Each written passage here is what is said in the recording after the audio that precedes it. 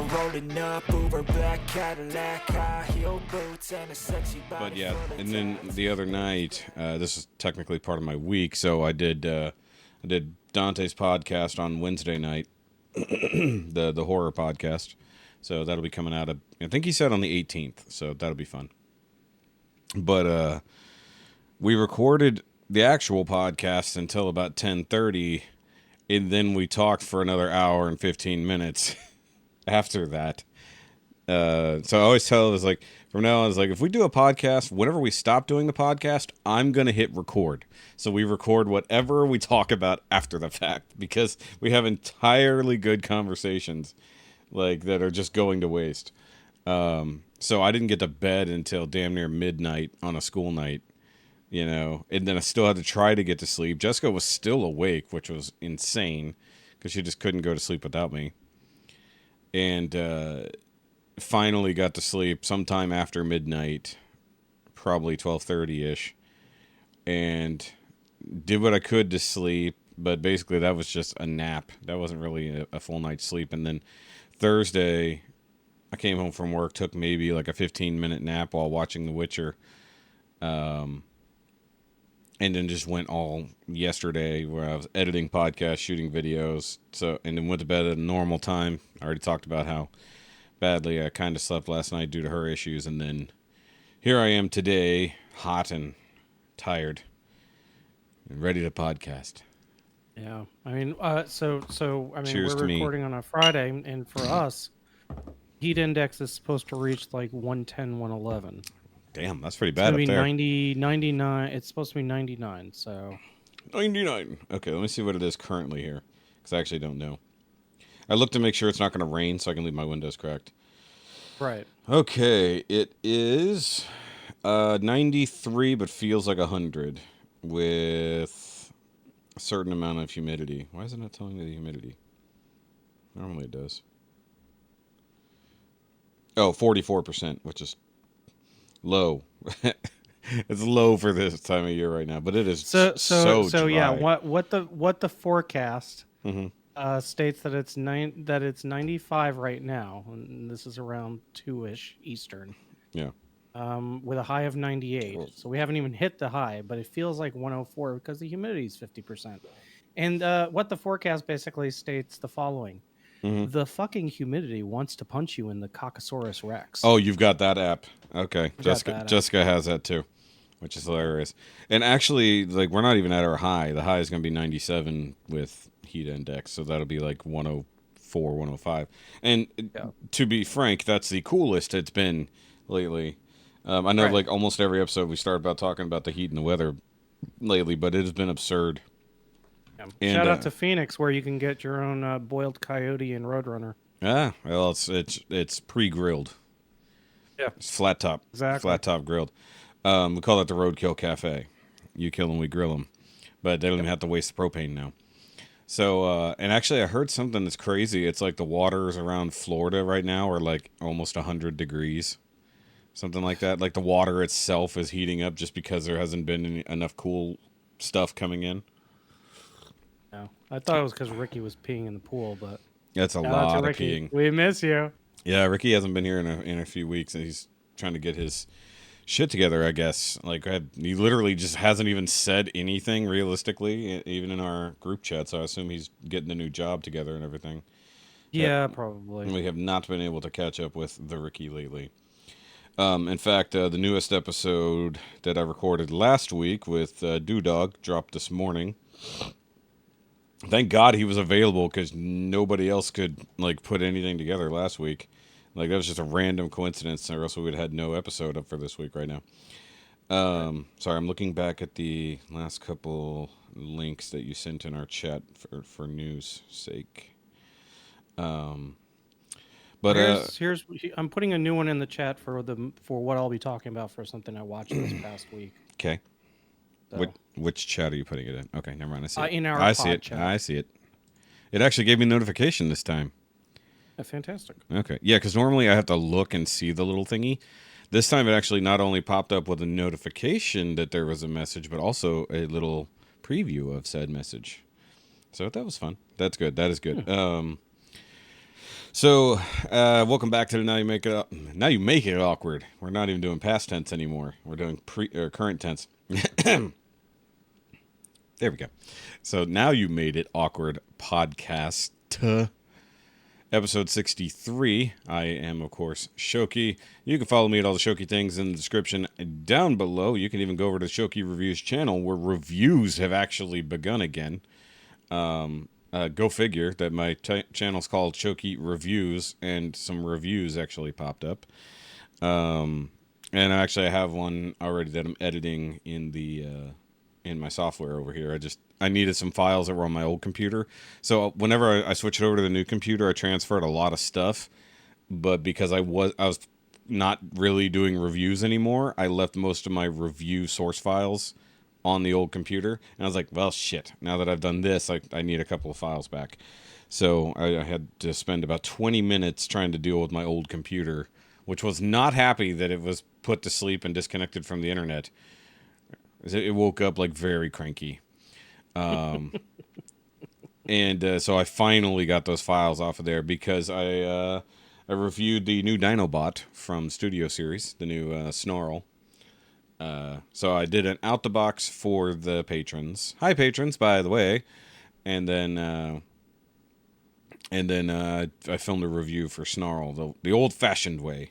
And also, because I've been doing reviews, now there are behind the review videos as well. So, guys, if you're listening to this and you're a fan of the Shoki stuff, if you sign up for the Patreon, not only do you get out the box reactions, you get behind the review videos whenever I have stuff that's going on in the background of said review that I have to do, much like transforming all my Dinobots back to one mode or the other while I'm in between shots. So that's fun. And of course, with me at the moment is Dormammu. We may or may not have a mic later. Greetings, folks. Yes.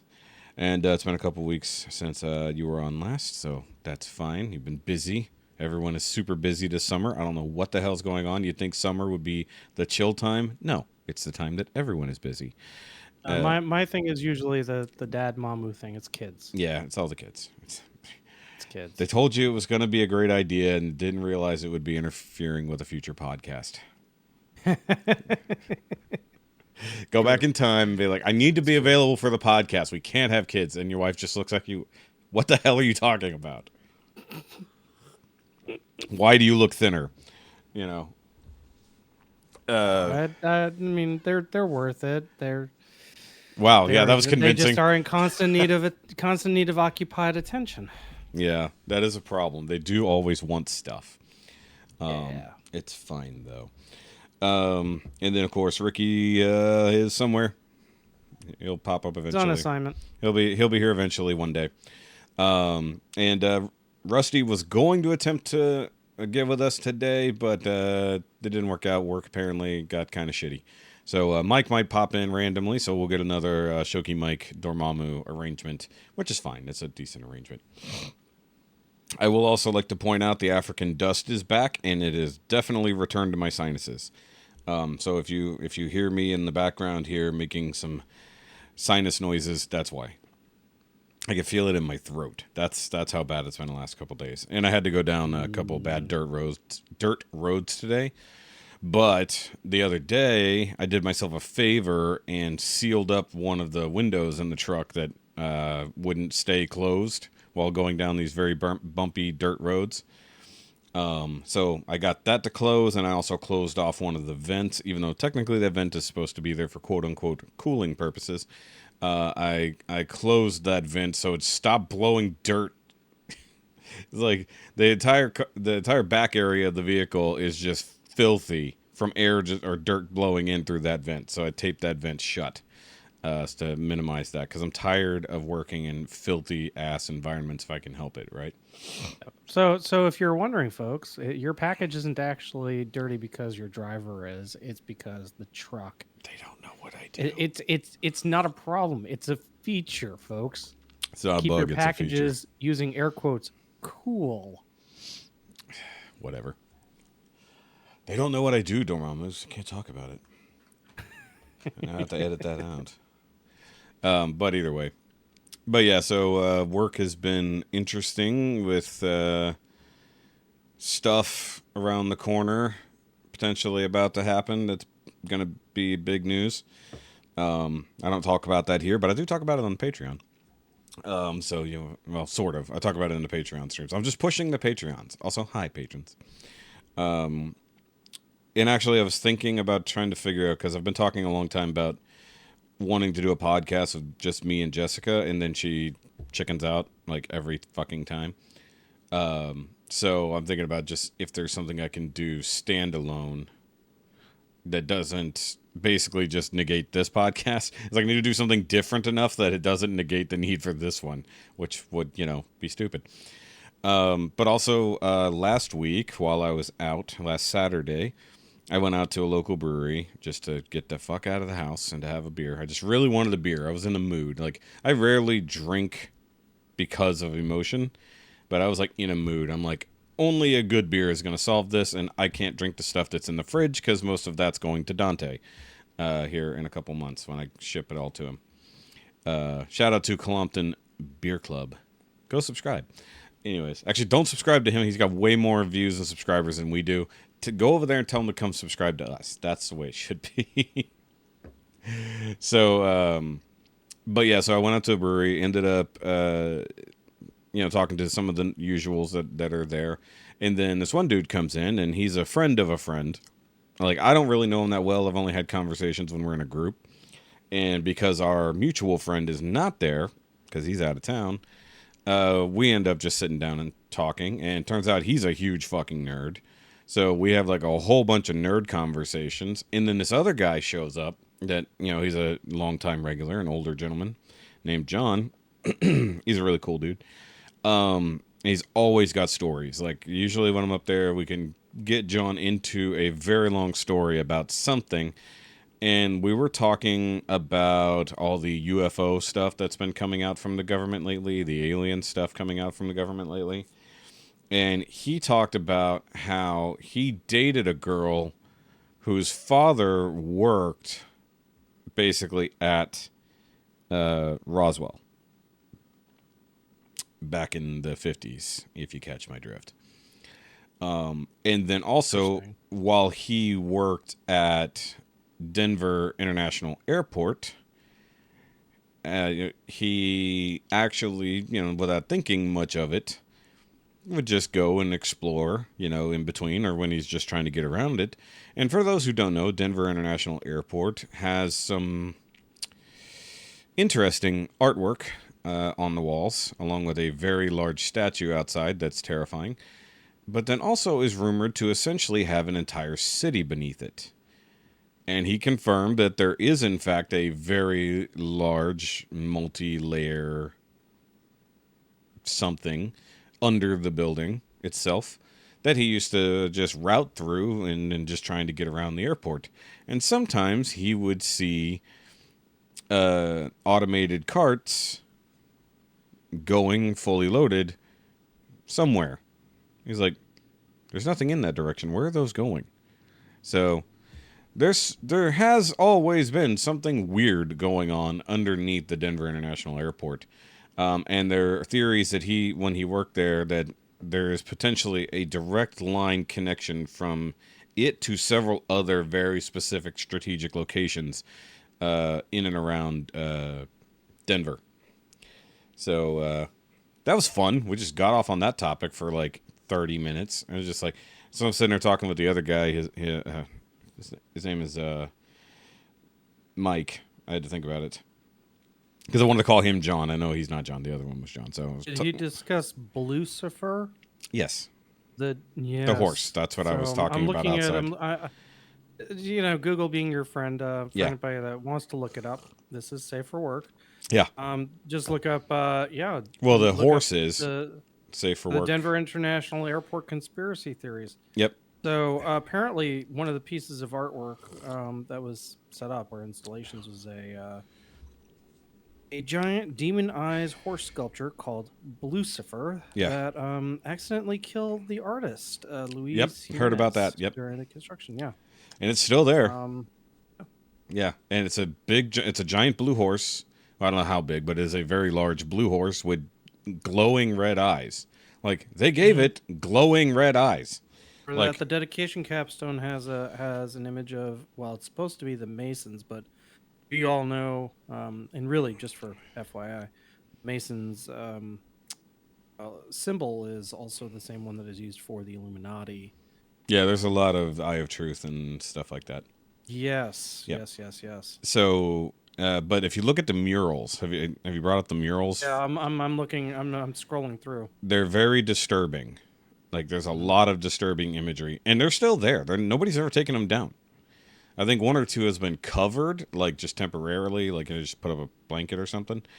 But they're still there. It's all really, really weird. Not to mention, if you look at there's a few photos, you probably see it in the conspiracy theory thing about the particular positions of some of the roads and runways coming out of the airport form a certain symbol, sort of. Yep. There's that. So there's a lot of weirdness going on, and now knowing somebody who worked there, confirming there was definitely weirdness going on underneath it, at least to some degree. And he didn't have access to everything, but I think he said he could go down like 6 floors, and that's where he didn't have access anymore. And like you said, there were like things moving around down there that seemingly had no direction. At least not to someone who worked there at his level, knew where they were going or what they were doing. So Even the Visit Denver travel site, which is their own site, yeah, basically has an entire page dedicated to the myths and legends behind this. So yeah, that's not really an X-Files question. Nope. It's more like a we know this is a thing, and here is what we know so far. No, here's what we'll tell you so far. It's not even here's Right, what we'll, exactly. It's like here's what Which we'll I also confirm. find it interesting, considering it's Denver, Colorado, which is also where Mindy found Mork. So Yeah. Well, there's all kinds of stuff. There's also nuclear bases near there and a few other scientific research places. Like I said, they're all like pretty much in a straight line, depending on how you look at it. And it wouldn't be shocking if those particular arrangements were on purpose, you know. But yeah, that was a fun conversation. But ultimately, what it led to was our other friend. So I'm sitting there talking with Michael, and about all kinds of nerdy stuff, you know. And we're talking about like our top 5 nerdy shows and stuff like that. And he had like Firefly and like Stranger Things and stuff like that. But then he said like he couldn't even get into Battlestar Galactica, and I was like, oh, I was like, revoke your nerd card right now. And so it led a whole big discussion, and then we ended up meeting up with our mutual friend who had just come back to town, and I got to try this little Asian coffee shop / sandwich shop that the guy I named after our current town. I call him Mr. Blank, because like he's all about growing the business of our town and making it like a destination, not just a stop, you know. And so this is his 3rd technical restaurant. So he's got 2 food trucks that are the same, but you know they can multiple locations. He has a noodle bar that is themed as Dragon Ball and Dragon Ball Z. It's actually called Dragon Bowl C. And then the now the coffee bar. So it was my first time going there, and it was awesome. I got some of their matcha espresso coffee, which was really good. Probably shouldn't have drank it at 9:30 at night, but it was really good. And then I had some of the brisket banh mi, which was really good, but I actually ended up eating it way later, so it was kind of cold, but it's still tasty. And then they just started doing poutine. And it was, for whatever reason, and it was so good. I was like, it felt like proper poutine, not like what other people do with it. And so I ate like a king, and I drank a bunch of beers. So that was fun. What else? What else has happened? There was a Zoom call with the Bobby Skullface, so that was fun on Sunday. Got to catch up with people I hadn't talked to in a little bit. Unfortunately, Ricky wasn't there either. You know, I was hoping to catch up with Ricky there for the first time, but once again, he's been stupid busy. So, Ricky, we miss you everywhere. Though I guess I'll probably make it on RHP. Oh, jeez. Excuse me. RHP tonight. Let's see. What else? Got stuff in, like I said. Oh, I did get, and I sent you the picture. I did get my Curino, finally, from Q Ranger. and it is beat up, or at least the box is beat up. And then I also got my Super Shishi Voyager, which came later in the series. Just basically another add-on Zord, realistically. And that box was really beat up. So instead of shipping these things in, I don't know, a box, they put them in the stupid Amazon paper bag. And so, like, whatever happens to them, and they were handed off to the post office. So that got, semi-crunched. So both of those boxes were damaged. I did just order the Ryuteo before we actually got on here. It was already in my save to buy later. So I think what I'm going to do, I think I'm going to get the Ryuteo. I think I'm going to get the Ho-Oh, which is the satellite kind of thing. But I looked at it, to like get the ultimate form of that, you have to have like all of the accessory Zords. Right. And I'm like, because the bird is like the most expensive single one that I've seen. They want like $55 for it by itself. Mm-hmm. But then I can get the scales and the snake for, I think I found it for $85 for the both, which is not terrible. And I'm worried that's going to be shipping from Japan, so I'm going to have to wait like a million years for that. Basically, I'm just getting like most of the stuff from this. I don't need like the Orion base or whatever it was called. Right. Because that one doesn't really do a whole lot of the combining. It's just like an extra thing. But I did look at the Q changer, whatever they called it. The Q, the weapon / changer thing that interacts with the Q-Tamas, and I'm like, do I really want it, or am I just kind of on in my own little bandwagon here? I was like, it's fun in its own right, but I don't know if I really want it, It's definitely better than the American adaptation that's coming out with Cosmic Fury, and that toy is actually out now. And like, it doesn't even have like interaction with any Q-Tamas. It just has like a little light ball in it that you push to make the things happen. And it's like, but the point of it was to move your Q-Tama around. That was your power source. That's what you could do, It's like, so if they don't include those in the show, they're like missing out on like more than half the gimmick. I don't care if they adapt the Zord to the American version. It's just not going to be as good. And I feel like there's just no way they're going to include all of the accessory Zords, but I don't know. They're fully CG, so they can really just take those models and do whatever they want with them in the future, I guess. So I'm not sure. Well, I guess the suits aren't CG, but the transformations are. Right, correct. Yeah. And so actually I filmed out the box for those yesterday. I did have to go get batteries, though. I thought I had plenty of AAAs laying around. I did not, so I had to go get some AAAs. Each one takes a battery, or is it the main unit? No, just the main one. Just the Shishi Voyager takes the batteries, and all the rest of them light up in position. Because it's just got 5 LEDs in it. I need to figure out how it's got like a Simon kind of game in it, like built in, like just for fun. It just has a game built in. It's like, okay. And I need to figure out how it works. Like, I know it's a pattern thing, but I don't know if it's fill out all the lights or make sure you hit the same light as the pattern speeds up. So I need to translate the instructions. That would be a good idea. Oh, that reminds me. There was something. Oh, what was that on now? There's something I needed to translate. I forget what it is. Oh, damn. That was in the review I put up. I totally blanked on that. Shit. So the review for the 5.2 toys, Omex and Unis, I was supposed to translate the Chinese on the packaging, and I forgot to do that. Damn. So I'll have to do that later. Oh well. Since you haven't listened to today's episode, I assume, we did finish The End of the Fucking World. I remember I mentioned that last time you were on. It's a good show. It actually is a good show, so I suggest watching that. I watched the 2 of the final 3 episodes of The Witcher, and I sort of say that because like I fell asleep partway through the second episode back.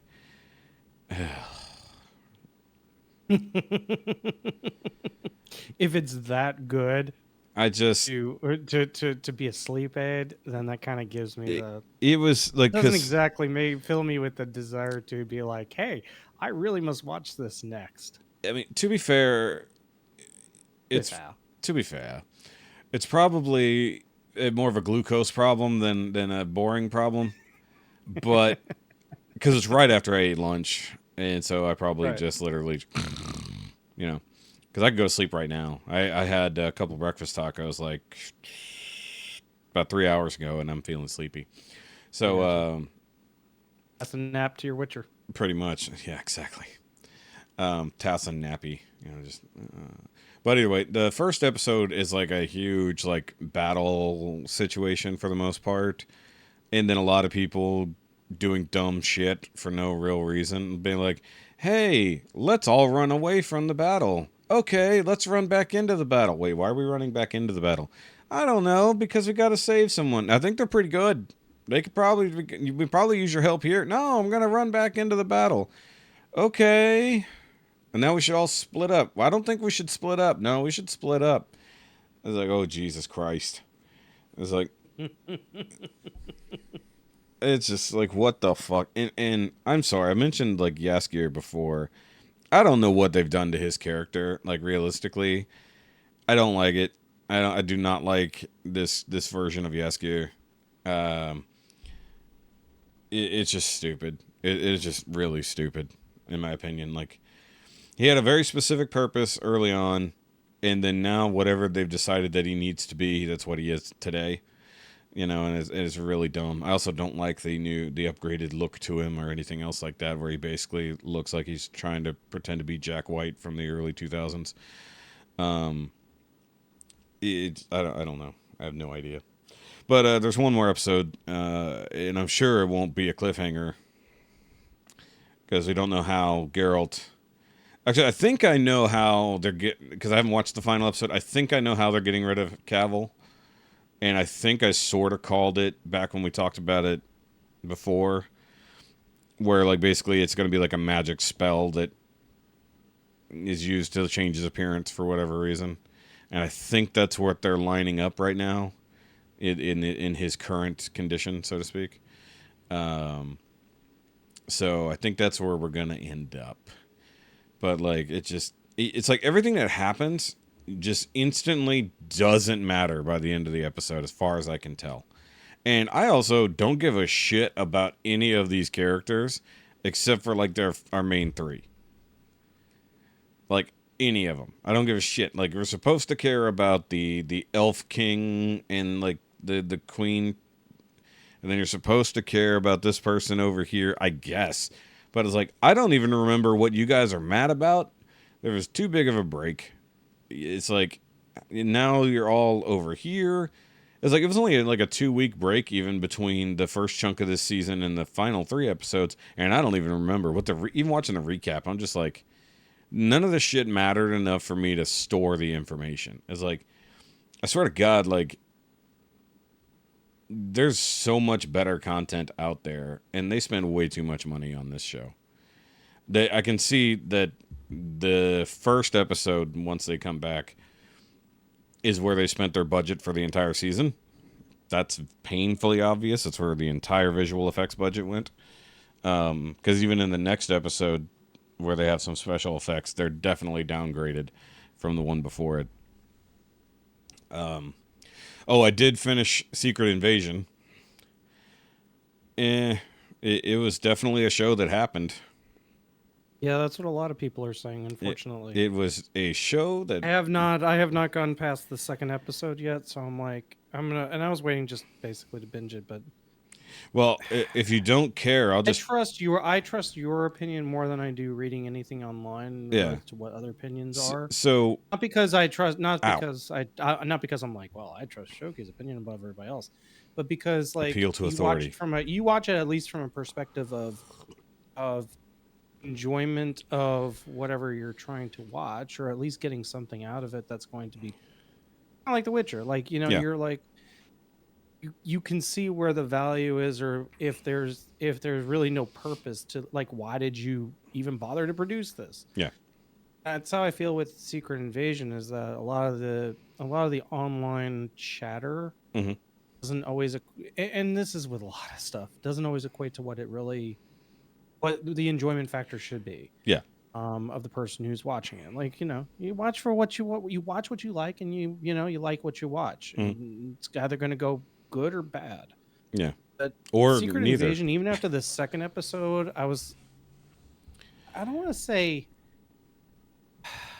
bored, but I wasn't There's as no hook. inspired to want to continue it like immediately. It fails very hard on the fact there is no real hook.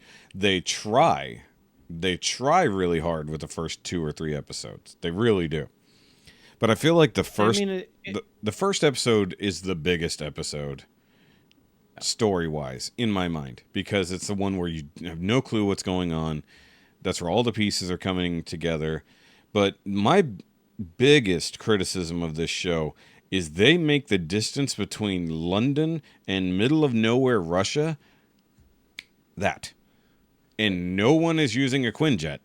They're using regular ass airplanes and regular ass cars to get around, and there is no sense of time between traveling to across all of Europe to get back and forth between London and Russia. Most of the series takes place between London and Russia. That's it. Like, and it's like, what the hell? And like, the end gives you a lot of revelations, as well it should.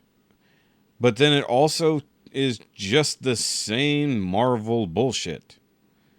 It comes down, like, because they already told you ahead of time there were going to be no Avengers and no superheroes in this show at all. So when you come down to the concept of Super Skrulls, well, who the hell's going to fight a Super Skrull? Oh, maybe it's going to be another Skrull. It's like, yeah, that's the whole point. It's basically another Skrull civil war just happening on Earth, basically. It's like the ones who want to be peaceful and then the ones who want to take over. And the way it ends, and I know there were reshoots and rewrites because it's come up online. You can tell that they weren't sure how they were supposed to end it. Like, and there's a scene near the end, if not right at the end, that is a big reveal. And you're just left going, okay, well, what does this have to do with everything else? It's like, wait, but hold on, what is this, and where did it come from? What does it connect to the rest of the story? And it feels like something that would have been revealed earlier in the series. In fact, there's parts of it that feel like they rearranged scenes and reshot them. Because it's like, that doesn't make sense to happen right here. Why did this happen right here?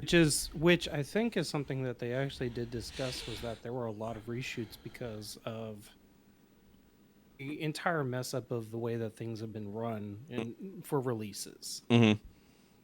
So, yeah. Well, there's the biggest thing they should not have done if they wanted us to feel like there was any importance to the series was give us the trailer or even teasers for the Marvels. Like, that already showed you that Nick Fury gets through this series unscathed and goes back to life like normal.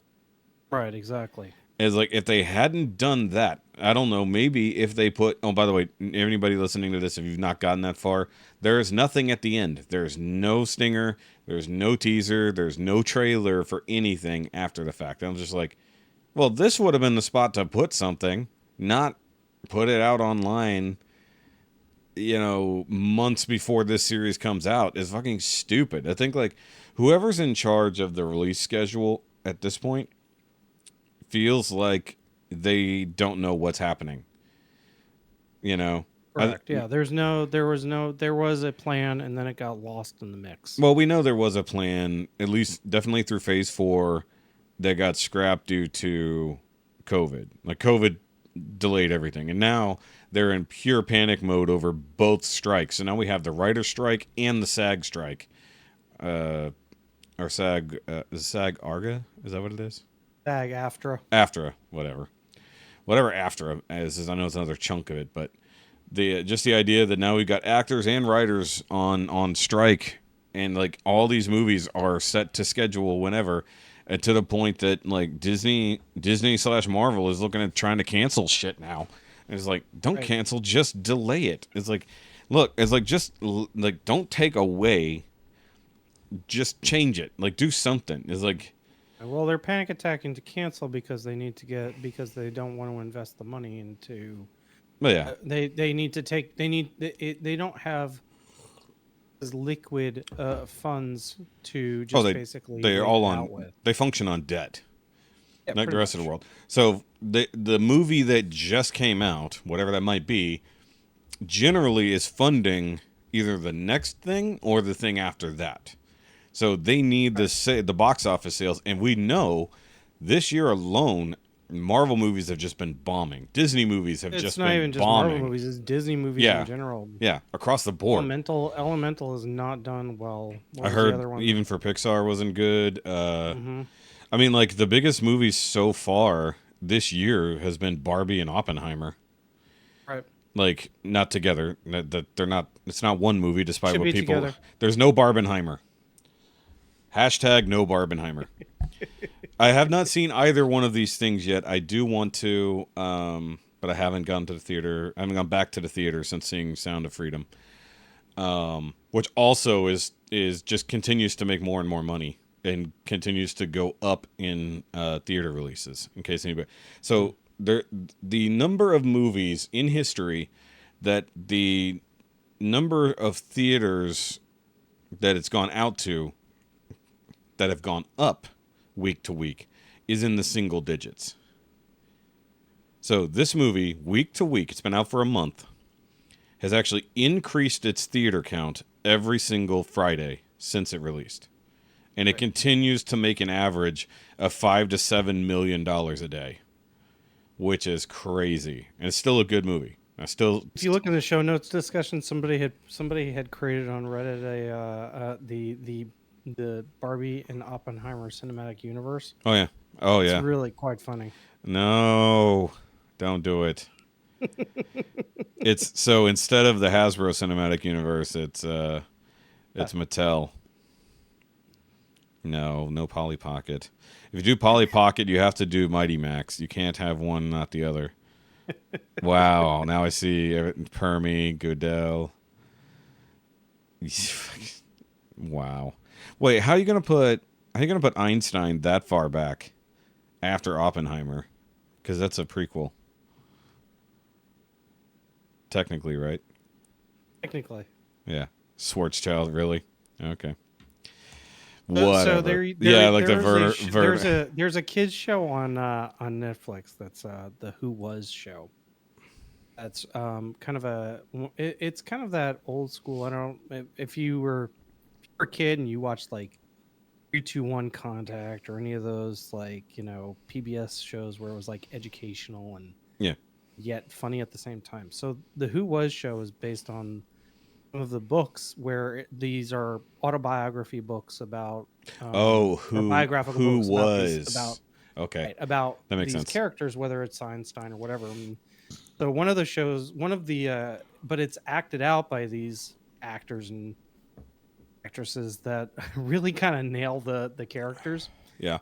So looking at the Oppenheimer universe, I kept thinking, man, this really would be a good time for the Who Was show to really get that logo down. They did one of Marie Curie. Yeah. And they did it as a Fast and Furious montage. No. Fast Too Curious. No. Oh God. I mean, they even covered her husband's death and then her death from radiation, like in the most light way possible. Yeah. But in a way that's like, I don't have time for safety. I must go quicker. I mean, realistically, that was kind of the concept, but that's science in general. But thinking about the Oppenheimer universe, I'm like, yeah, Too Fast, Too Curious would definitely be. That's terrible. That's terrible. And then you get to the fourth one, and it's the return of Oppie. Oppie's revenge. He comes back and he literally says, "I am become death," and he's now got eyes are glowing red. He's all buff. He's got 4 arms. He actually has become Shiva. Because for those who don't know, that famous quote is actually from is it Hindu religion?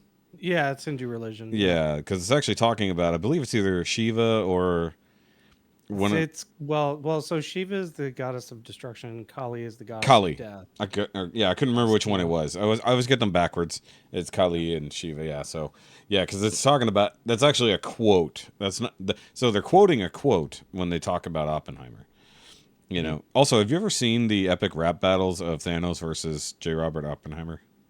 Yes. That is amazing. That's one of the best ones they've ever done. Just it's so well done, and Epic Lloyd, or is it no? Lloyd is doing Thanos, and Nice Peter is doing Oppenheimer, and like his version of Oppenheimer is great. Not to mention just the wordplay is amazing. Go if you've not really watched epic rap battles of history, you need to, because it's fantastic. It is quite good. Yes. They definitely need to do more Lego ones, because those are some of the better ones. Although that's completely dependent on a singular creator otherwise. Let's see what else. I know we've been watching stuff, but I've been so busy I don't even remember what we've been watching together. Oh, so we watched. I mentioned on the last episode a documentary called Unknown Cave of Bones on Netflix, which once again I suggest everybody go watch. But then we watched another one, and I think it was The Secret Pyramid or The Lost Pyramid or something like that. And I caught a good chunk of that before I had to come back in here and do more work. And basically, there's this one guy who was obsessed with finding, like, they swear there's another pyramid in Giza. It's like for whatever reason they thought there's a fourth pyramid that's just been lost. It's like, how you just lose a pyramid, I don't know, unless it was the one that the Goa'uld took back up to space. They make a discovery. It's another documentary, by the way, but this one has got a little bit more reality show feel to it. It's kind of weird. Like the interviews feel more reality show, not documentary. But they end up finding this lost tomb, and it's huge, and it actually doesn't seem to have ever been touched. Like most of the Egyptian kings, all of their tombs are raided or empty. This one is actually got sarcophagus. This has the little shapti jars, everything still in it, and it was completely unsealed. They dug it up straight up out of the desert. They found the entrance down to it. They broke the seal on it, everything. But they also shoot it in a way where it feels more like a TV show. Like you've got the two main guys are standing there at the door, and they've got the camera facing them, and then you watch them crack the seal on it instead of watching it from an outside perspective. I'm like, that's stupid. Stop being cinematic with it. I just want to see what we're doing, you know? And it actually was to the point that they're all down in this particular tomb, I guess, for lack of a better term, that has freshly been opened. They're all down there with like N95 masks on and stuff, because I'm pretty sure this was done during COVID times. And not to mention just filthy, so. But they're in there for a little while, and they're looking around, you know, checking stuff out, and then they're talking, and they realize, like, oh, we're probably running out of good air, because this was already shitty air to begin with, and it's just a small opening, you know, however deep in the earth at this point. It's like, we should all get out of here until more fresh air can get down in here. So, I don't know. I didn't finish that one. It did seem interesting other than the strange, more cinematic filming of it, but pretty interesting documentary. Jessica's been watching some just random stuff here and there, you know. There was this whole sex trafficking show. I don't even know what it's called. It's actually a Korean show, and it's about a guy who basically made himself out to be like what's the word, like televangelist style. So like he's like praising the word of God and all this stuff, and he convinces all these women to come along, and like everything about it, he makes himself into God, and like convinces all these people, and the terrible atrocities we're in. But of course she's watching the actual translated version or the dubbed version, and I'm just like, I can't watch this seriously. It's like, this dub is terrible. But there's some, I didn't even hear about this. Would have never thought that would happen over in Asia land. Like, that's crazy. Like, here for sure, all these crazy religious cults, and they turn it in. Always turns into a sex cult eventually. But to have that happen over there with the guise of a Christian religion was crazy. And I was like, he just copied what he saw over here. And I'm pretty sure it was Korean, not Chinese. Which Chinese would make sense, but it was just interesting that it was Korean. So I have to look up the name of that because it was an interesting thing. But once again, I've been coming in and out of here or cooking because I would cook and then like completely miss what she's watching. Which, by the way, I made some good fried chicken the other night. I've never done like full on like chicken breast, and actually we made some barbecue chicken sandwiches that were fried. Came out so good. I didn't think it would, Nice. but it did. I wish they were huge chicken breasts. Like this one pack of chicken breasts was literally only like 4, and they were massive. Like had to have been quarter pound, maybe even heavier chicken breast. Because I cut that bitch in half, and it was still a giant sandwich for either of us to eat. And it's like I could have quartered this thing and made 4 sandwiches realistically, and it still would have been enough to eat per sandwich. So either way, I like frying chicken. It's just a pain in the ass, and like there's no good way to do it here. It won't be messy, and everything's greasy for days. It's annoying. I'm sitting there trying to work on stuff, and I'm just like Rob can see what I'm doing. It's just like I can just feel it on my hands. It's gross. Right. It's like I know I washed my hands 15 times while doing this because I was handling raw chicken, and I was like, why do my fingers still feel greasy? And the house, and I also made bacon the other morning, so the house has smelled like some type of cooking meat, like all week, which I guess to some degree is okay. Oh man, I made that bacon like just perfect too. Like I thought I overcooked it, but then like after it settled and everything, it was nice. And I pre-seasoned it like in the bag. Like I just added all my pepper, salt, garlic, whatever, and like left it in the bag in the fridge for like a couple days to like really get in there, and then fried it up. Oh, really good bacon.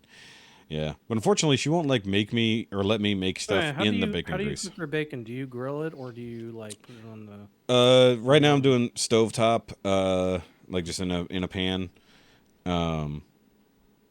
Because that way, if I choose to recycle the grease immediately, I can. I've done it in the oven, which turned into a really big tragedy one time, so I don't do it in the oven anymore. I mean, it cooks nice in the oven, don't get me wrong, but when none of the grease went in the pan, it went to the bottom of the oven. That was a very bad day. And if I had like a flat top, I still want to get a flat top grill outside. Just haven't been able to do it. Funds are finally coming back a little bit. It was a bad beginning of the month. So I was like, I missed all the sales on all the grills, and now they're gone for the most part, or at least the ones I was after. So I was like, damn it. So now I'm going to have to buy a more expensive grill because the wifey wouldn't let me buy it when it was available. Also, I thought about having to haul a 250-pound grill up the stairs. I was just like, I don't know how I'm going to do that. Pieces would be the answer. So, how do you do your bacon? You do it outside where you catch fire and everything? Well, we haven't set the grill on fire. If that's Since. what you're asking.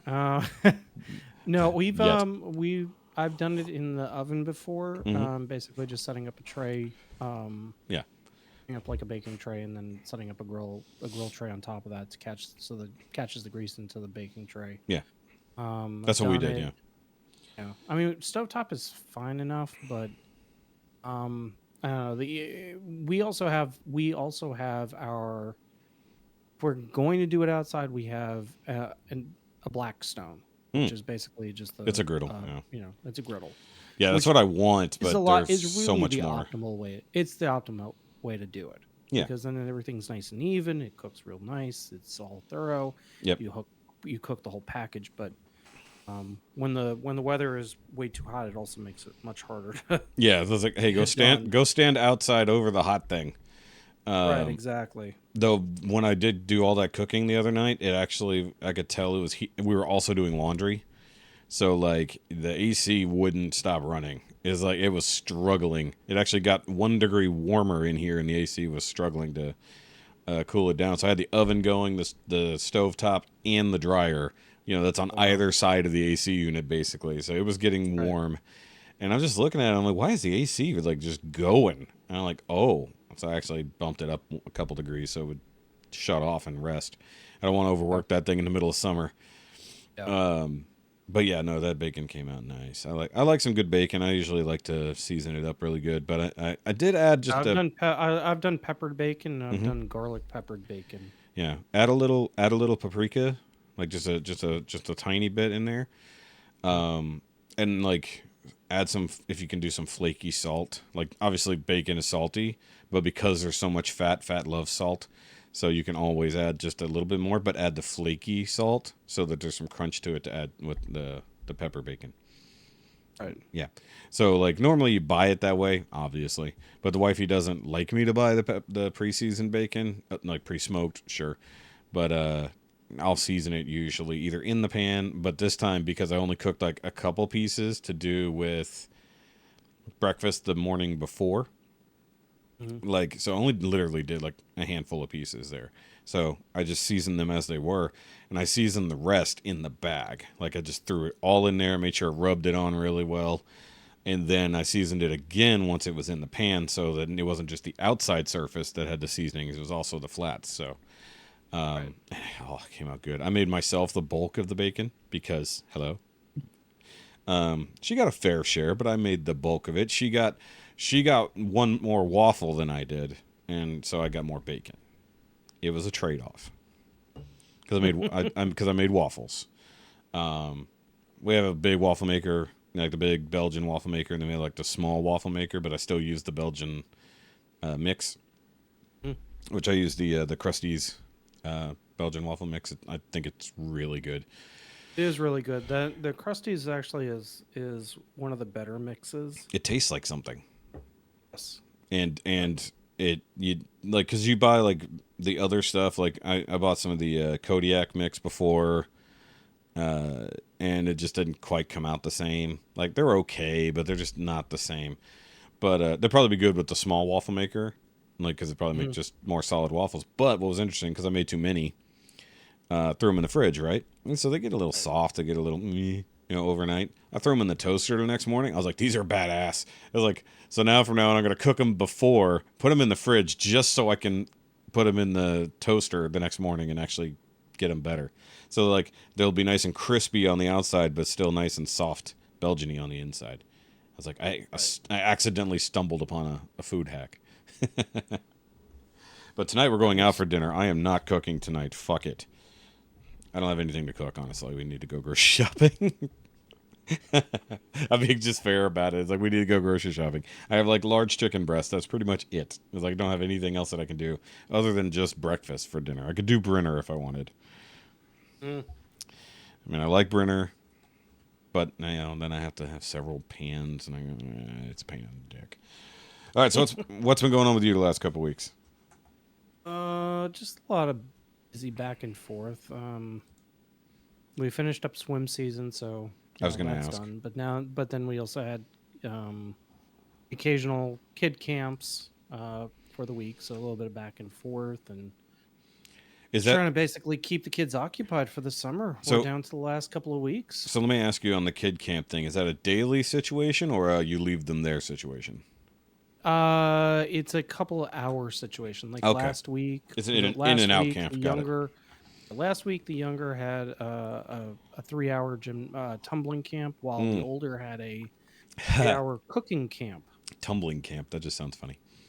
Yeah, but she had a Cook- I say it's a 3 hour cooking cooking camp, camp yes. where they actually like had different recipes that they would put together each day, and they got to sample it as they went through. Cool. They even got to take home what they made. Mhm. And so, of course, that was really nice because then we got lunch. I was gonna say, is this tryouts for MasterChef Junior? Because that'd be awesome. No, but I mean, some of the recipes were really good. Like they had a breaded chicken that was just out of this world, and so she actually made it for dinner this past week. That sounds awesome. What kind of breading? Yeah, it was. It really did turn out very, very nice. We went to a small carnival that was being run in the area, and that was Did they have just small something for carnies? amusement. One of those, one of those They had the small, little- like they had the little hey, carnies? The town's running this carnival. I'm and pretty we're sure that's bringing called in a the rides that fair. are- We're bringing in the rides that are, well, they call it carnival because Actually, fair. Okay, What is the distinction? That's the question. What is the distinction between a fair carnival and a is fair? actually it's the size. A fair So actually it's in a has fair. standard location tents that are set up for the purposes, and it is a much larger venue. A carnival is basically just something that's set up in some local park. And I get that particular description because we do have like our county fair that's held at the fairgrounds, but because that can be multi-day thing, right, or multi-week, multi-day thing. Right, exactly. And it can be, you'll have the rodeo stuff, you'll have the cookout, you'll have I don't know what else they do, technically speaking, but like they have all the rides, they've got all the food, so it's like I think a fair is a carnival with an extra limb attached. Right. Like a carnival is basically rides, food, vomit. That's pretty much it. That's all of a carnival, or a carnival exists of. And maybe like a circus can be also involved in some way, shape, or form. So usually fairs are more like I know the especially since the state fair for or even the county fair, much bigger, usually has animals, usually has a lot more like live activities. Yeah, that's what I was saying. The extra limb. In North Carolina, like the Raleigh State Fair, they would have like pig racing. It would be like miniature pig racing. Those are live animals. That's a thing. Okay, so here's the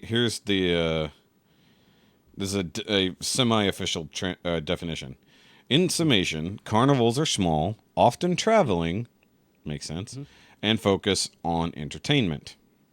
Fairs are larger, often community-sponsored, and feature competitions as well as elements of carnivals. So, like I said, a fair is just a carnival with the extra limb. Stuff attached. Yep, exactly. So, because, I mean, the stuff that comes in for the fair is the same shit that you would see in a parking lot, of a Macy's. Yeah, exactly. Yeah. We also, by the way, we also have a traveling circus that comes to town for like a month at a time. Like it's a Mexican circus. That's literally what it is. And they set up in the same parking lot every year because one of the largest open parking lots that really nobody's using. And it stays there for a good while. It's kind of funny. Though we did actually, just north of Houston, there was a proper Mexican circus that was a permanent fixture. And it was there for a long time. Right. And that's just funny to think about because, you think about like Ringling Brothers and stuff like that, the big traveling tent and all that. But then you think, wait, we permanently put in a circus. It's like, okay, but is it always running? Like, is there just any given day you want to roll in there, But yeah, but that is funny because I've legit never thought about the difference because, I've been to both. I've been to a thing that was labeled a carnival, and I've been to things that are definitely fairs. But most fairs either have Renaissance or county in front of it.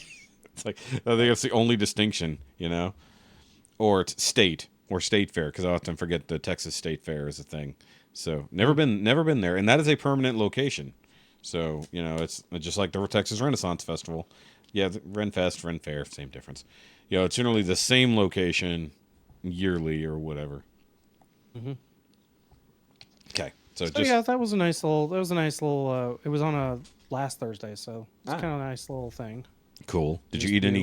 Did the Ferris wheel, and I mean, thankfully it looked safe enough, and it didn't die. So that's part of the problem. That's part of the problem with carnivals. Is that or even if you don't, what you should know is that most of these rides are well over 30 years old. And most of them have been purchased through auctions and then basically just painted over and redressed. Yep. Then moved from place to place to place. Yep. Safety limitations of what is required for these things to actually be considered safe to ride on is questionable at best. Yeah, I agree with that. And especially the really tall ones or the big swinging ones or things like that. Like we get the one where it's like got the one counterweight and just a single car that's like just slinging 30 people around. That kind of shit. Now, I've seen the videos, of course, of one of those going over where it definitely wasn't anchored properly. Like we've all seen the videos, where a fair or carnival ride goes wrong. But now, have you seen all this stuff coming out about like major like theme park roller coasters that have like Oh yeah. glaring damage happening? And it's like, So actually, one of the ones that was that's close to where I'm at, they actually a video of the park says that they were running a safety check, but really you see riders in the video where the actual coaster is coming around on a curve. They are taking it.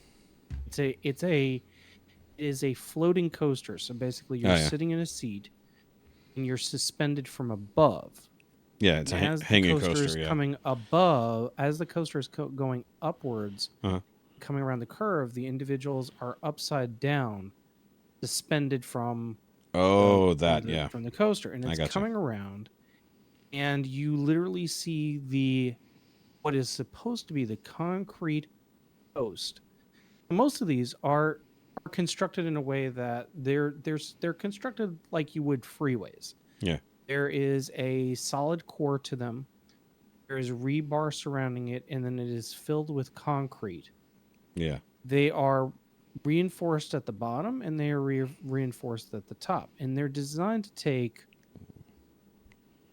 quite a bit of weight and quite a bit of punishment over time. Yeah. This one in particular, it had apparently sheared at the point of the top of the column. And This you is probably literally the one see I've these people seen. going up and coming around, and they're fine. Mm-hmm.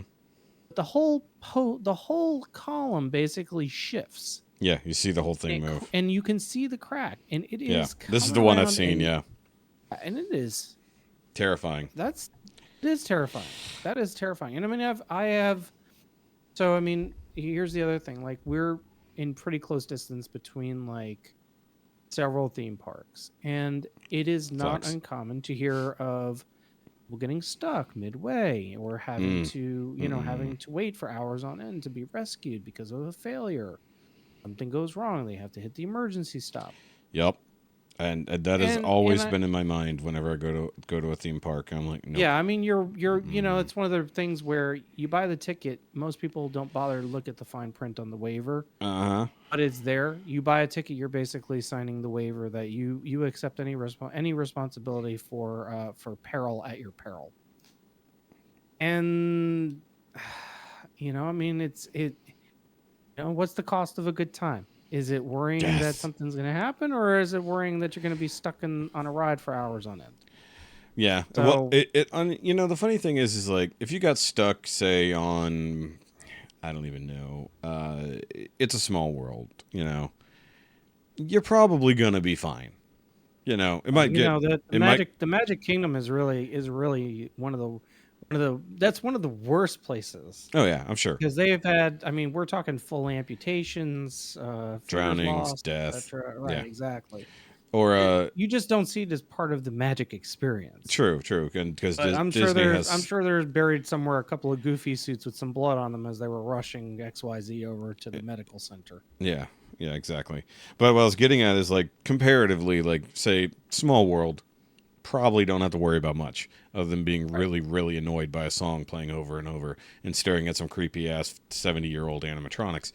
But versus like the coaster you were talking about, if you got stuck hanging upside down, completely exposed for God knows how long.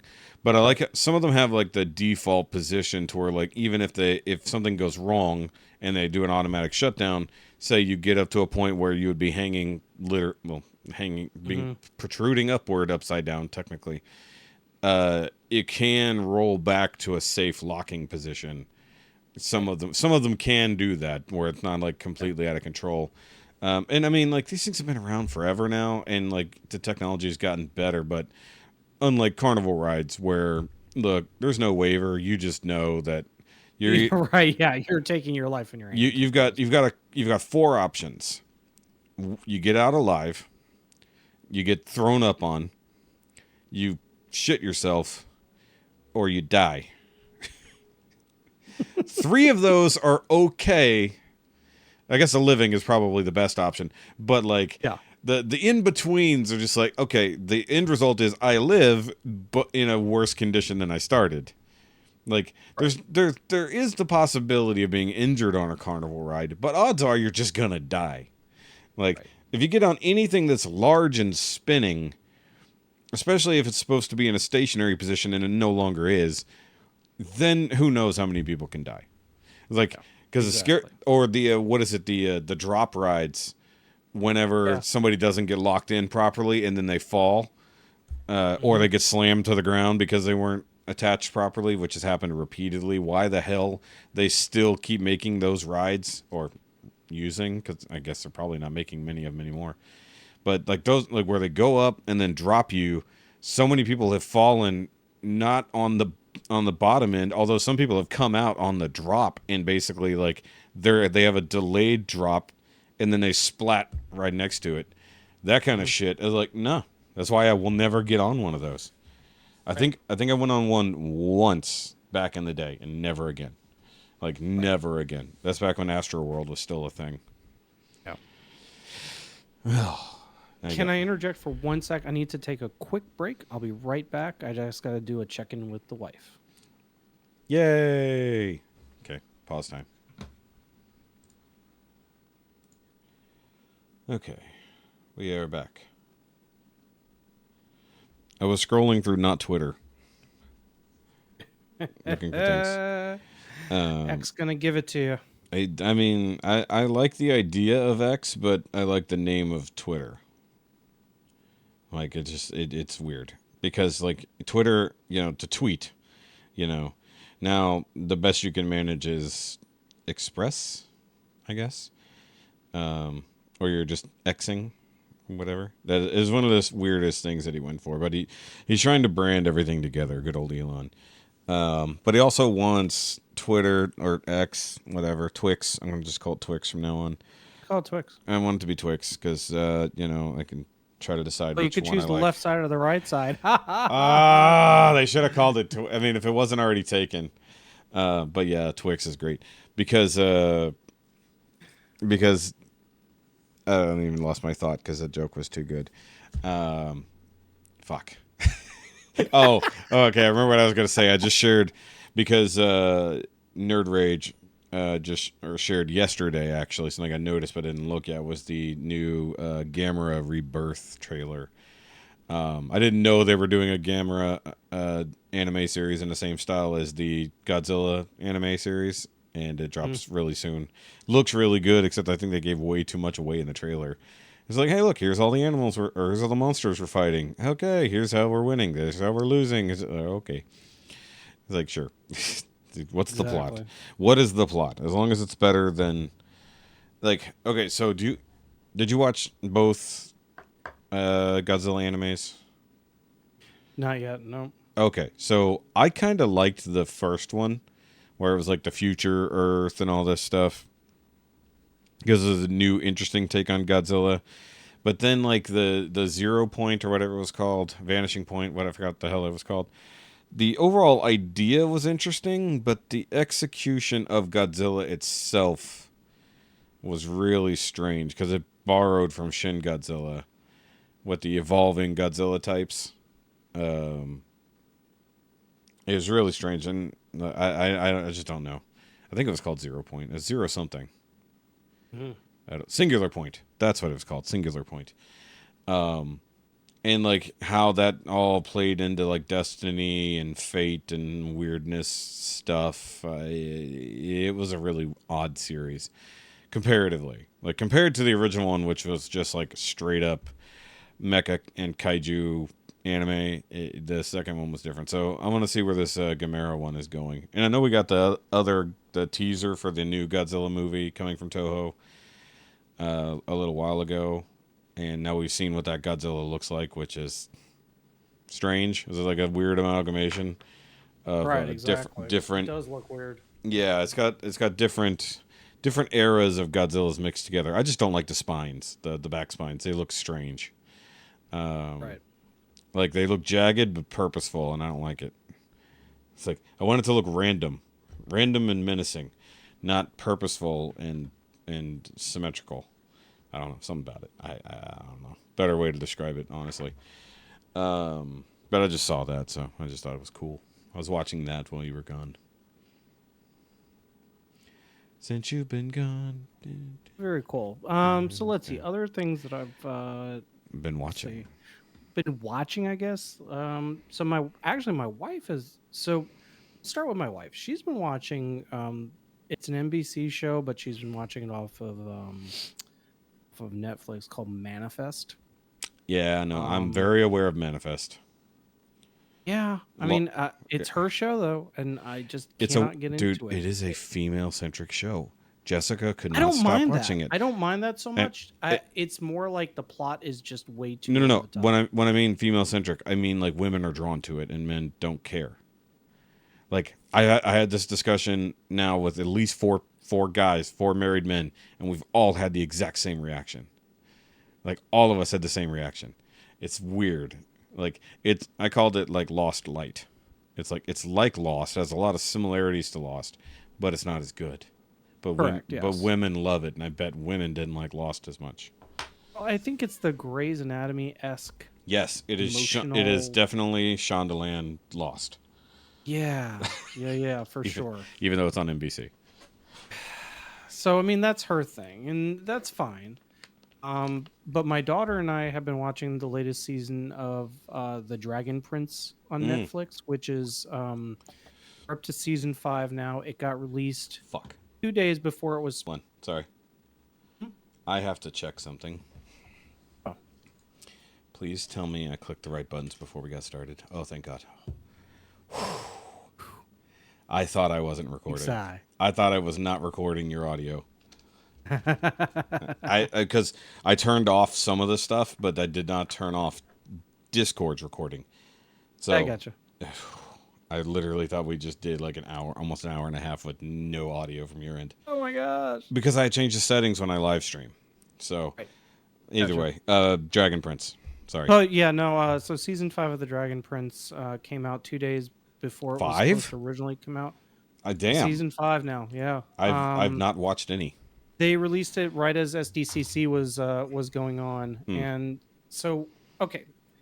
But first off, to preface, I mean, obviously this is the same creator and the same style as the previous Avatar shows. Legend of Korra and whatnot. But this Legend of this Korra, was Avatar: Mike Last and Airbenders. Yep, Mike and exactly. Dave? Mike and Dan?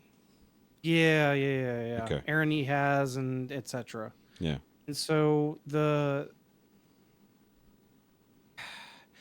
previous the previous 4 seasons were quite good. They were really quite good. They were designed to be lighthearted, but also be this grand tale of dragons and whatnot. Mhm. This current season has really been so dry and stretched out, and it's 9 episodes of that. And even like my daughter and I are comparing notes on it, and we're like, is it just me? And I asked her, I was like, is it just me, or is this really like just being like, are they just dragging this out? And she's like, no, absolutely. My daughter is, she gets it. Like she's, she can see it. She's like, it's not as good as the previous seasons, and it's just because there's so much world building that went into it. Yeah. That it unfortunately has managed to do what a lot of series that try for this it happens. Get drowned in their own mythology. They get drowned in basically this whole world building thing where you have way too many characters trying to build up to a crescendo of something that basically is now taken up an entire season instead of giving us any type of major plot that was going to be useful. Sure. You could have just gotten, like, it's one of those things where, like certain seasons of certain shows, you take your pick as to whatever that might be. Mm-hmm. You could have just had a first show and a last show, and that would have been perfectly fine.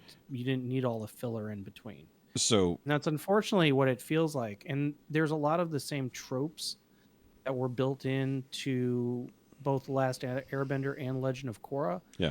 That have also come up in this show. not that it doesn't feel, not that it's not atypical for this type of series, Yeah. but again, it just drags it out even more. Yeah, I don't know if it was just because I didn't want something after Korra from the same people. Like, I wanted to just live with that for a while after it ended. And I knew the Dragon Prince was a thing, but like I never got in because it shares some of the same voice actors, if I recall. But I just never bothered. Like, I felt like I was cheating on the Avatar universe by going on with someone different, considering like there was no extension to the Avatar universe outside of comics or books or graphic novels, however you want to put it. So I don't know. I just felt like I wasn't ready to do the Dragon Prince, as it were. But I also felt like the Voltron series, and maybe I'm crazy. I thought the new Voltron Legendary Defender series was done by the same people, but maybe I'm wrong. Maybe it's just the animation style. I thought it was Studio Mirror. Okay, that was Mike and Brian were the creators there. The other guy was in Legend of Korra. That makes sense. That's where my confusion was. Yeah, so it was Mike and Brian. I said the wrong names. Okay. Alrighty then. Now I understand. Yeah, DiMartino. That's him. Mike and Brian. I was close. I think I was confusing Dan and Dave from uh, Game of Thrones. I was mixing Mike and Brian with Dan and Dave, and I got Mike and Dan. Oh, gotcha. Okay, sorry about that again. You're fine. Life's happening. Gravy. Life's happening in the background. It is what it is. So I was Googling the thing. So actually, I was right. Actually, Voltron was done by Studio Mirror. So I wasn't crazy. No, you weren't. Yep. Definitely not crazy. Same studio. It's definitely the same studio. Yeah, it's just kind of been like way too stretched out for 9 episodes, and there was a lot of there's a lot of reviews that kind of say the same thing, and it's kind of disappointing because now we got to wait even longer for the next season. Yeah. Where we could have had some really good stuff to at least discuss. Yeah. Because it's one of those things. Like, my daughter and I really enjoy watching it. We watch it. That's one of our, like, my daughter will not binge it. She will wait for me. That's good though. Because otherwise my kids will just, like, I mean, they vaporize through seasons of things like it's going out of style. Like, she went through all of what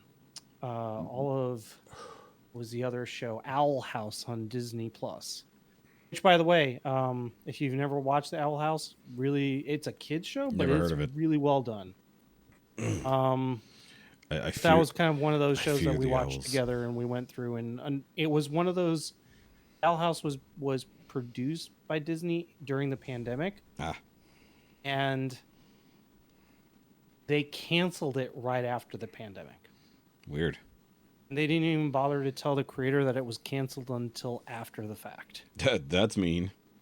Yeah, well, it's standard Disney practices, unfortunately. They were like, What? She wound up finding out through, like, her agent or through somebody that she knew. Damn. It does seem. And it was one of the best shows. You can actually find it on Disney Plus, or you can find it on YouTube even. Yeah, I'm looking It at. had a huge following. So I my think- daughter, it was one of my daughter's favorite shows of this summer. I think just the animation style's a turn off for me, unfortunately. Yeah, Like- it's a very Gravity Falls type of. Yeah, type and I'm not. of I'm style just to it. not. I'm just not into the Gravity Falls No. Steven Universe style animation. That's the main reason I don't watch those shows. I've heard those shows are amazing, but the animation is such a turn off, and I think part of the turn off is the obvious, just the way it looks is kind of silly compared to other animation, but also knowing certain people that were big fans, and I hate those particular people, has like soured me to what could possibly be good because I don't want to like something they like. I gotcha. Because if they're that shitty and I like it, that means I'm shitty too. Think about that. I know it's like that's a dumb internal thing, but it that's how I feel about it. No, but it's a It's like personal thing. yeah, it's like because it's like if this person is so shitty as a person and they really like this thing, then if I even open the door to liking it, then I can't do that. And like the funny thing is like a lot of people do that for political reasons nowadays.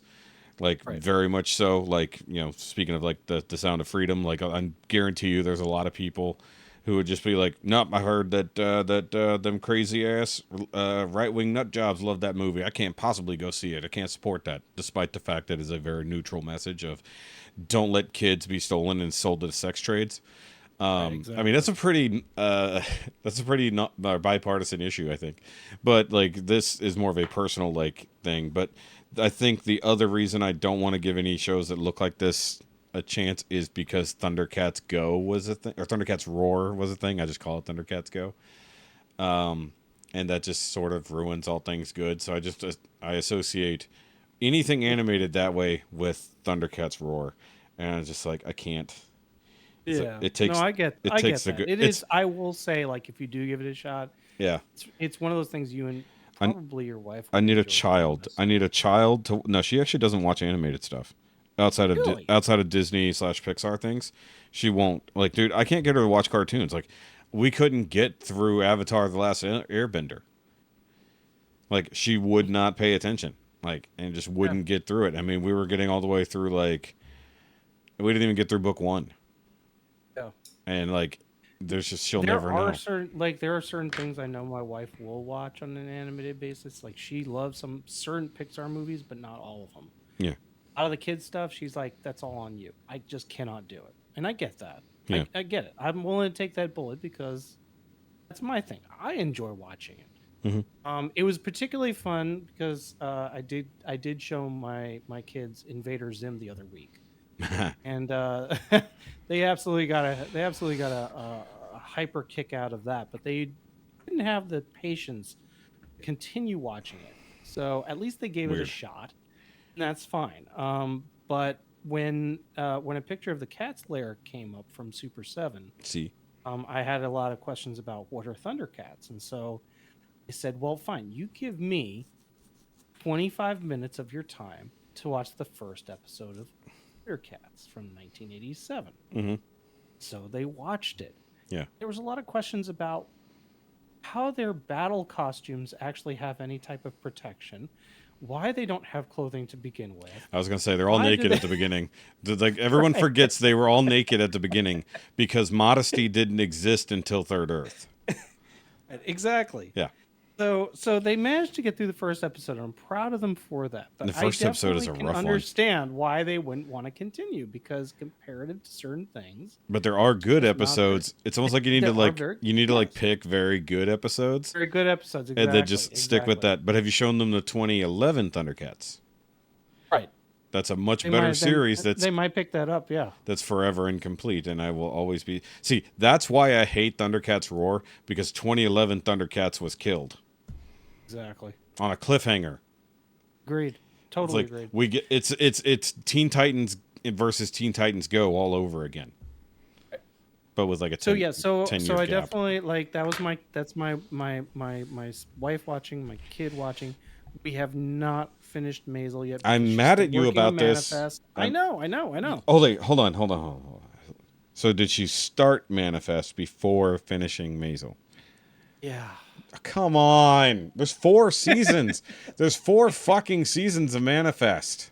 I know. And it's all garbage. You're on the last season of Miss Maisel. Finish Maisel, then watch I the know. garbage that is Manifest. I know. Well, while she was watching Manifest, I was watching and it's available on I'm so sad. Peacock. I still don't It's a have movie Peacock. called Polite Society. Yeah, you shared that. And so I had seen trailers for it or teaser trailers through Facebook and social media for a while. I've heard of the name. Yeah, and so it is an A24 production. I was gonna say that movie poster looks A24. The actors in it, one of them is Ritu Arya. She plays in the Umbrella Academy. Which I've never watched. And she's quite good. But the main character, Priya, and I'm gonna try not to butcher her name, so I won't say it. She is the main character of the movie, Gotcha. and the whole it is as it states, action comedy. It is basically a Pakistani family, Hmm. a Pakistani teenager. She's 14, living in LA. Okay. Yeah, I'm Where watching the she has trailer. she is the typical Pakistani American family. She has an older sister who was in college, Uh, dropped out of college. She, as a 14-year-old, she has all these dreams and aspirations. She wants to become a professional stunt woman. okay. And This. So, she takes karate, yes. and she does all these stunts on and films them and places them onto the equivalent of YouTube. And so she has all these aspirations, and the whole point of the movie, which most people in their reviews don't seem to get, is that it is supposed to be a lighthearted movie about a teenager just trying to make her way through both the societal norms of Pakistani life, where you're just basically, if you're a girl, you're just there to basically be eye candy for whatever guy you're being set up with by your parents. Yeah. And also dealing with school, and also dealing with the pressures of life and friendships and all of that. And most people take it, well, this isn't realistic and blah blah blah blah blah. It's not. You're watching it wrong. It is a comedy in that they basically take the whole karate stunt aspect to the next level. They do a very much like Everything Everywhere type of wushu martial arts action function to it, where all of her interpersonal battles are basically fights with these other people. Yeah. Just. Whether it's her sister or it is the mother to be of her sister's future husband. Hmm. But it's also a comedy in that this is without ruining the major plot point. It's a comedy on basically the whole society of Pakistani marriage in general. And you get to the end and you're like, that's actually pretty damn inspired for them to come up with that as a plot point. But you get to the point where you're like, it's a lot of wire acts and it's a lot of stunts. And the fact that the actor Priya, she pulls all of this off and does it so well Hmm. is pretty freaking awesome. It is, as I want to say, low budget, but it's fairly low budget for a film. And it works so well. And it was just it's not, you should not expect any type of like award-winning stuff to come out of this. It is a very simple, straightforward movie with just a lot of little action twists into it. It is damn fun to watch, and that's really what it was. And I'd been wanting to watch it for so long, and I was glad that when it came out for streaming, because I just was never going to find it in any of the theaters. When I got a chance to watch it, I was like, yeah, no, I'm glad I did. I really was happy to because it's just it's one of those very cool little movies. Like, you watch this girl and she's just her sister is about to be married off, and she is basically just going through all of the stages of grief and regret. And in doing so, she is going after her sister's fiance like majorly hard. She starts out with all the basic stages, like, if I can't hurt him personally, then I'm going to smear him. If I can't smear him, I'm going to find dirt on him. And so you're watching this and you're like, this is really hilarious, because she gets her school friends in on it, and they're all like, yeah, we're gonna dig up dirt on him. They're like, well, wait, where are we gonna get this dirt from? Exactly. So yeah, it was a very cool movie. I definitely suggest that. It's one of those like, this came out of nowhere movies that you really kind of may have heard and didn't bother to watch. Yeah. It is, like I said, it's available on Peacock for streaming, or you can get it. I think they have it at Redbox. It's got it on a few things here that I'm looking at. Though I will say, if you watch this movie but you don't give Miss Marvel a chance, I feel it is very much in the. it's Miss Marvel without superpowers. Almost like just watching it, I'm like, it seems like a lot of similar beats. yeah, the premise is there. And one like- actor that's like, the same. Yeah, the premise is there because Miss Marvel is definitely one of those things where you're seeing her life as a more realistic view Mm. of really like Yeah, I was gonna say this is Muslims and also how not they're treated and A24. the whole aspect of society, Yeah, and trying to live a normal life or have a normal life, but also have these things be a part of your life. These challenges. yeah. Coming of age story isn't quite on par with Light Society, but it's very accurate. I honestly would say it's almost, and they do say the quiet part out loud. There is a line. It is a Bollywood Pride and Prejudice in a way, Wow. where the older sister is basically getting married off, and the younger sister basically is like, But if you're moving, then you're just Pride and Prejudicing me, right? You're So- just gonna get married and move away. yeah, except that they forgot to add these zombies to make it better. Yeah, exactly. Now, It's true. I do have to correct you. It was not A24. It's Focus. My bad. Thank you. Yeah, A24 is all about horror movies. So you got to get that correct. And this is not a horror movie. I thought A24 has done non-horror movies though. Probably, but they probably have done a lot of stuff with Focus, in theory. But no, this is definitely no It is- A24 It is attachment. labeled as a Focus Pictures. This Yeah. is definitely Focus, Parkville, and Wood working title. No A24 attached. Yes, gotcha. Yes, so you were wrong. You were wrong, Rob. You Thank you must for the repent. correction. You must repent. Let me see here. But yeah, so that's stuff that I've watched, and then for stuff that I've gotten, I actually did get also same said Dinobot. So I got myself a snarl, and I also got the Nemesis. Yay. So I have not opened her up yet. That will be soon to come, I guess. I will say And there was something weird about them making the Nemesis female. I don't know why. I think just because of the name, it's just like that sounds sexist as hell. well, it's the Nemesis. It's like the literal the Nemesis. I hate everything. You did not get that. You didn't Nah. get that from the. No, I hate it all. I hate all of it. It's You did terrible. now. The jealous sister. Okay, I'm trying to. I'm trying to look up. But I also kind of have an affinity to the Nemesis being Trypticon. That just leads me to be sad that it wasn't.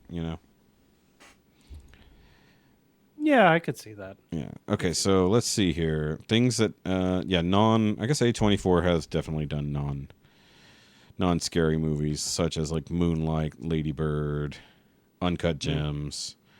But then of course there's Hereditary and Minari and a few other things. Actually, I'm just making an assumption there. You have plenty of did also The Green Knight, not a scary thing. So, that was I forgot they did Ex Machina. Wow. Okay. Right. Well, suspense movie, not necessarily horror. Although you could kind of call it digital, technological horror. Right. Because that movie's great, but it is it is also a definite episode of Black Mirror. The entire premise of that movie is just a Black Mirror episode, set in 2 hours. I'm thirsty. Yeah, I definitely think yeah, I got that, and then I also got the Flame Toys model kit RC.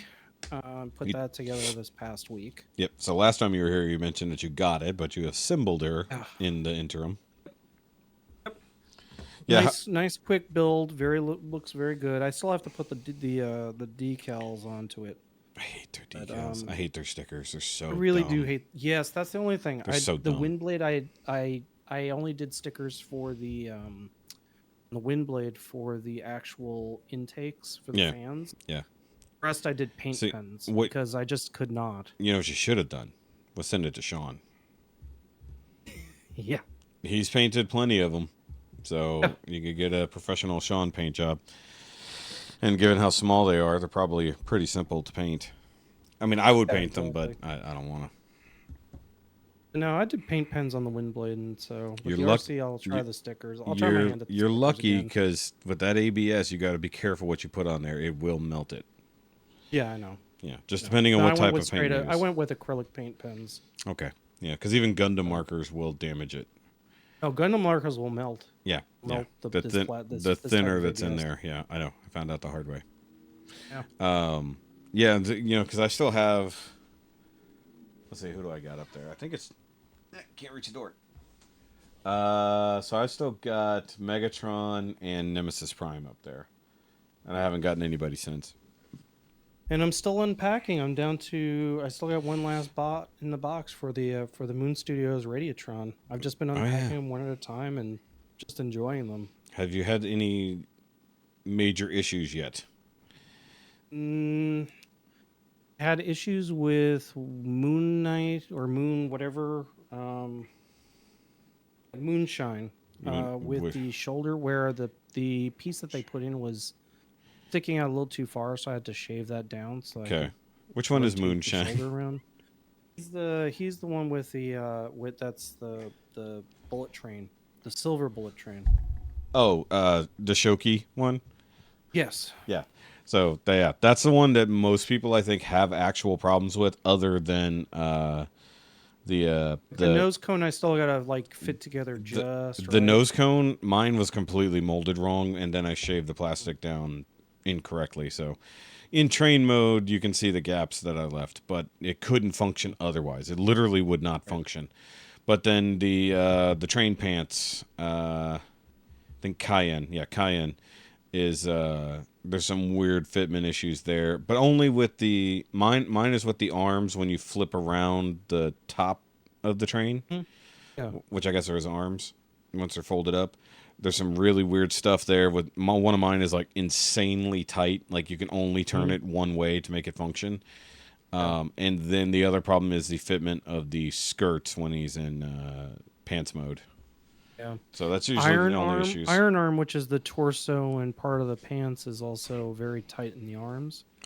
And definitely a lot of little popping off of the multi-part backpack joints that make up a lot of the sides. Yeah, that's what I'm talking That was the about. one that I most recently opened, and I was like, "Ooh, that's really tight." Yeah, And I that's the one I took was it real referring to. slow. Yeah, that's Cayenne. I really, yeah, I took it real slow with that because I was like, I don't want to break something off of this. Yeah, that's all those things you I just will- said. Yeah, for sure, the problem. I mean, I will totally say that I've had to watch multiple videos. Did you watch mine? Yes, I did. Yay. I watched yours. I watched MGO's, and Yeah, basically just taking notes from each to. The MGO's was more for the this is where you go to next. Yours were more for this is what you don't do. yeah, I do go over a lot of what you don't do. Like, it's like here's all the problems. Here's how to avoid it. It's like some people Yes, when they exactly. do when some people do the transformation videos, they like practice it a million times and do it flawlessly, and I feel like that doesn't give an accurate representation of when people have problems. That's why I never edit out issues except for time. Like Right, that. and that's the thing. Like I'm so far, I've just been doing basically just bot mode if necessary, and then to train mode. Yeah. I have not done the full combined mode yet. I mean that'll be Ooh, my doorbell in just a rang. couple weeks. I assume that's my FedEx package. Oh, I guess it could be the. What day is it? Oh shit! Actually, yeah. Let me go look at that real quick. That might be the exterminator. Hold on. Stay here and keep talking.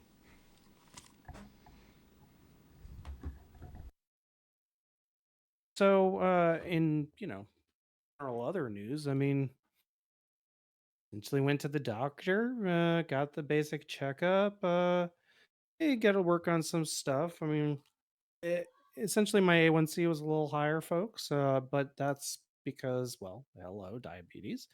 So one of the things that I wanted to discuss too was about medications and the fact that always remember if you're on something, don't stay on it for too long. Talk to your doctor about changing it up, if especially if it's been longer than like couple of years because there's always newer medications or things that can actually work better, maybe not be as intense on your body. So this gave me a good opportunity to sit down with my doctor and discuss that, and kind of talk about the things that I was concerned about, whether it was like I mentioned to Shoki earlier, another sleep study, especially when I hadn't had a follow up in a long time. Just anything in general. And this is, I'm sure you've heard or read articles where maybe you've heard, always try to write down what you want to talk to your doctor with, because the moment you get in front of the doctor and they're asking you, so what else do you want to discuss? You don't go completely blank, because that's happened to me and I'm sure that's happened to other people before. So, yeah, I mean, always check in with your doctor and always make sure that you stay ahead of your medical needs and what you need for yourself. And that's not just from a physical perspective, but also from a mental perspective. Um, be sure to, have those discussions where you need them. Remember, it's all about taking care of yourself and taking care of the things that are important to you, but are also because you're important to others. So, that's my TED talk for this moment while Shoki was dealing with Exterminator.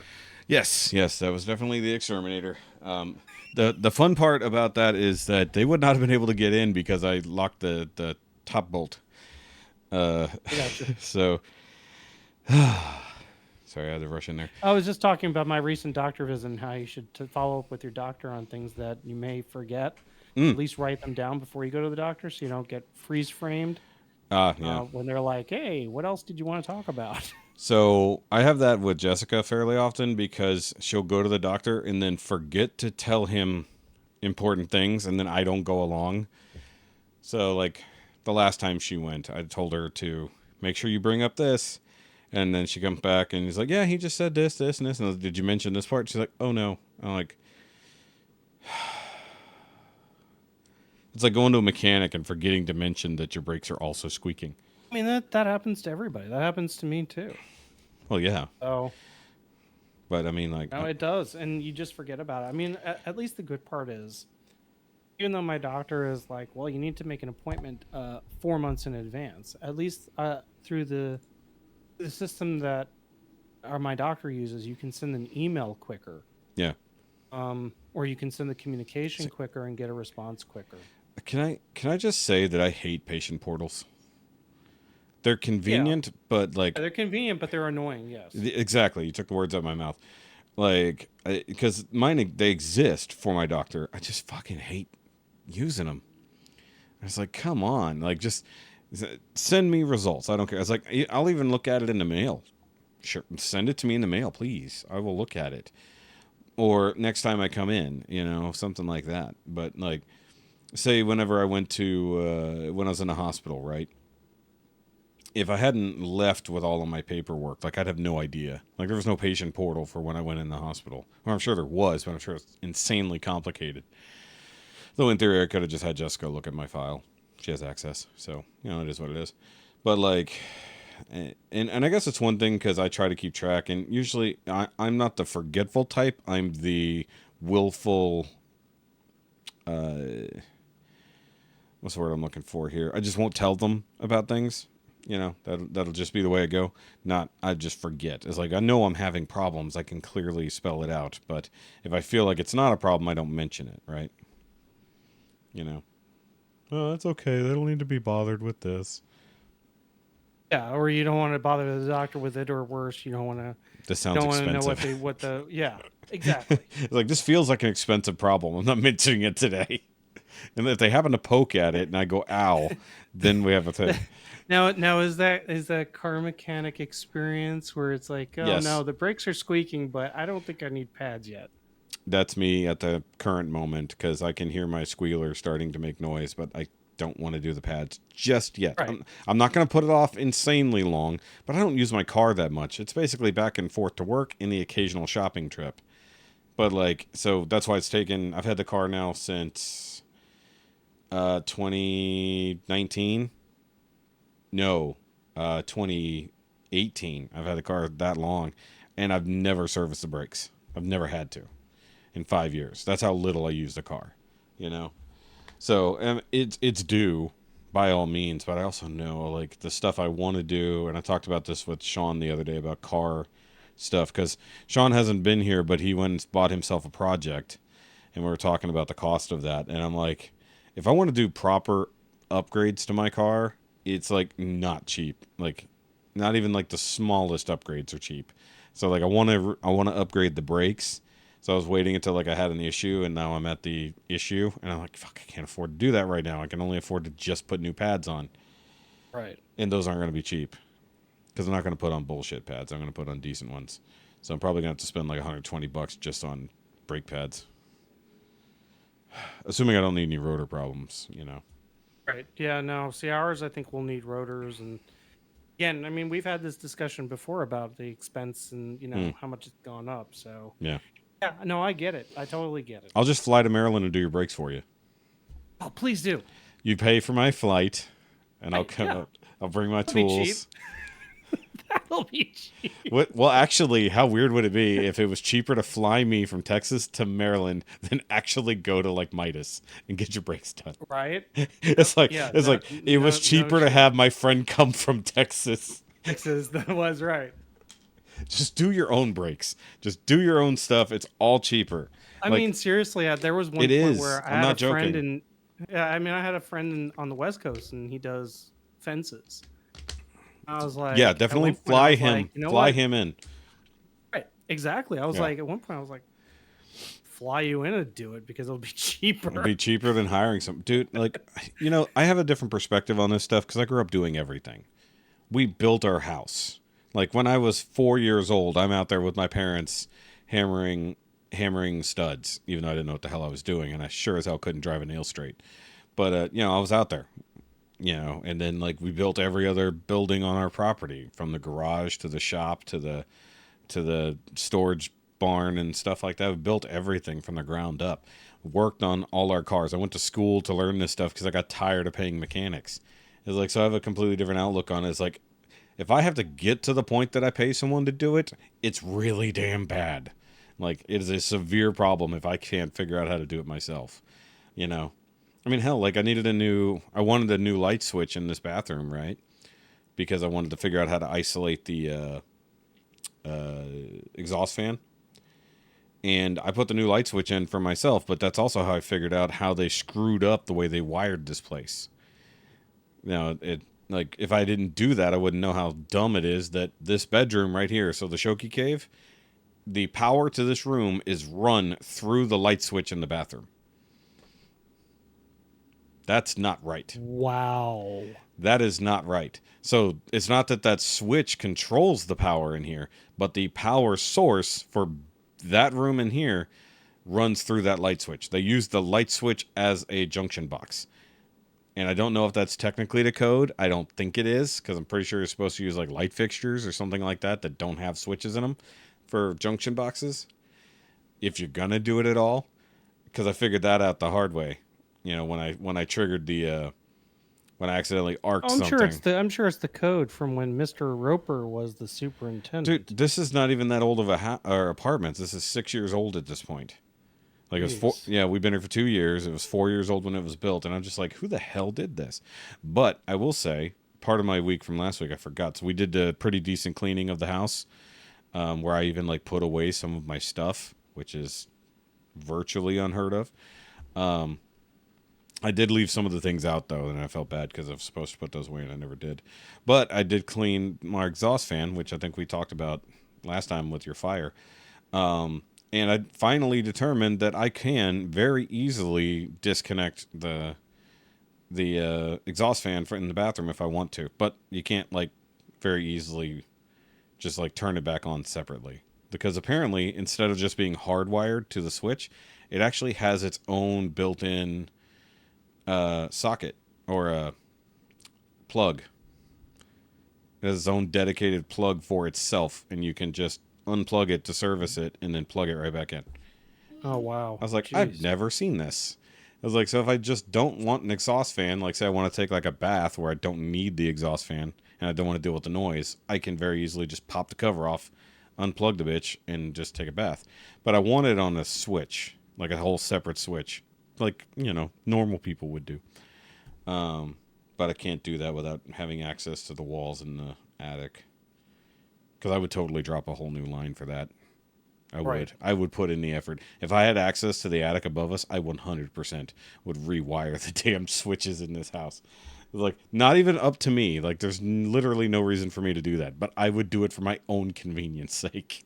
Mm-hmm. It's For like, your own peace of mind too. yeah, well, I mean, not even peace of mind. I just, like, I hate having the exhaust fan always come on. Right. Hate it. It's annoying. Especially, like, I'm in there doing my business. I don't need the exhaust fan on. I just want to watch my videos in peace. It's like it's loud and annoying, and I just want to hear my stupid video on my phone. How did we poop? How did we poop before smartphones? I don't know. Have you ever forgotten your smartphone when you went to the bathroom? Yes. And you're like, Yeah. I don't know what to do now. Like Well, we had this. So my thing. My mother had the Smurf. Little Smurf figures, and those were her little decorations for the bathroom. you had toys. The toys, yes. Okay, so we had the toilet it where was the joke toilet. toilet, the tiny little joke toilet, Okay. where you open the lid and it squirts you in the face. That was a bidet. No, this is a tiny. it's like, no, hold on. You're gonna go on this whole rant about how it was a real thing. It's like, no. I think you just had a bidet and didn't understand how it worked. Because he's like, you opened the lid, it squirted you in the face. He's like, no, I'm pretty sure that's a bidet. It was a baby bidet, and you were just getting it all wrong. Baby bidet, yeah, it was a baby bidet. Oh God. Drive the cats nuts with that too. Oh, That was God. amazing. No, but seriously though, like I think back, like it's so funny because even once I had a not even a smartphone, but a cell phone, and I know not everybody's like this, but I have the ability to talk on a phone and talk to someone while I'm doing my business. I just can. I know I'm a rarity, but like I've also sat in the secondary stall to a friend of mine, and we sat there and chatted the whole time while we were taking dual dumps. But like, I think like when I was in high school, I got like Hot Rod magazine, so I kept magazines in the bathroom to read. You know, so there was something. Yeah. But then prior to that, like as a kid, I was like, what did I actually do while I pooped? Think to myself, like what did I do? It's like I wasn't reading shampoo bottles. My grandmother was the National Geographic lady. She had Nat Geos in there. Other people I knew, they would do like Good Housekeeping, and I'm like, why? Toilet paper. But like I get that adults have basically had some form of reading material in the bathroom like forever. Like it literally, like I think the reason we invented books at all was so we had something to do over the out in the outhouse, basically. So like even though we made books to read out there, the problem was there was no lighting in the outhouse, and you had to be careful not to set fire to it. But It was like when they have like guideposts in there, and then you can really go with God.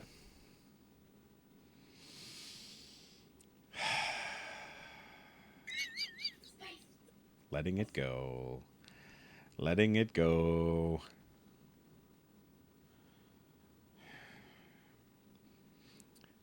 Was that a child yelling at a dog I just heard? Yeah, that's my son. Yeah, that's my son playing with the dog. Yeah, I heard the name and I'm like playing with the dog. Yep. Hi. His eye. That's just funny. It's like I could very easily detect the noises now. It's like, was that a dog coughing? Yeah, that was the last one. There's a new game with this show now. What is happening with or behind Dormammu? It's like just have to guess by the sound alone. And so far I'm 2 for 2. And I barely heard that one because you were attempting to mute. But that's just funny. But I managed to hear Spice, and I was like, I know who they're talking to. Yeah, Spice, or as we're calling her, Spice Bear. She's been quite nibbly and chewy on things. So nibbly Spice Bear.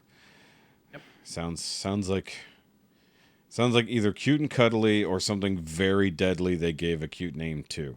Yeah, cute and cuddly. You don't know this. She's not old enough to know if she's murderific yet. Yeah, exactly. She's biding her time. Speaking of biding her time, Sinead O'Connor just died. Yeah. That was a terrible segue, but I had nowhere else to go. What a career, and not just from a musical standpoint, but from a like, as an activist. Like she had some of the hardest stances on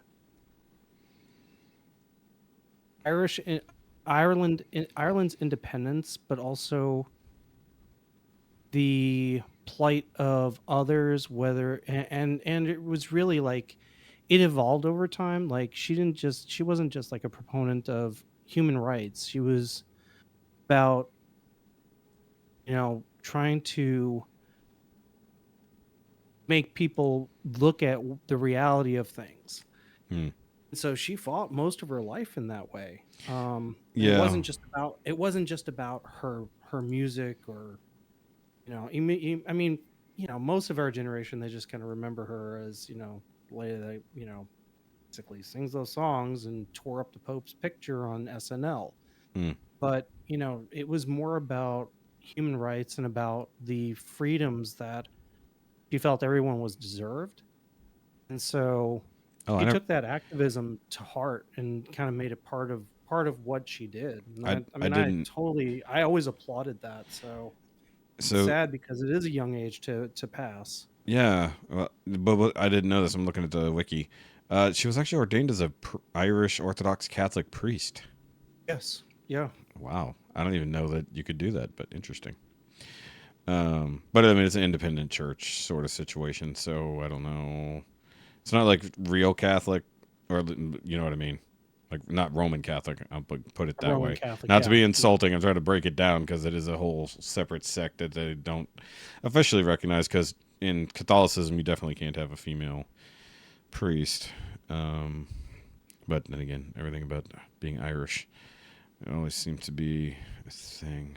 Wait a minute, hold on. She actually converted to Islam in 2018. Interesting.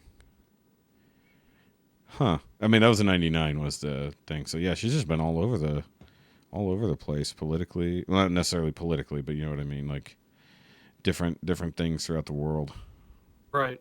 Yeah. Very world traveled person for sure. And the funny thing is, like, I've always known the name Sinead O'Connor, but also somehow never knew anything about her.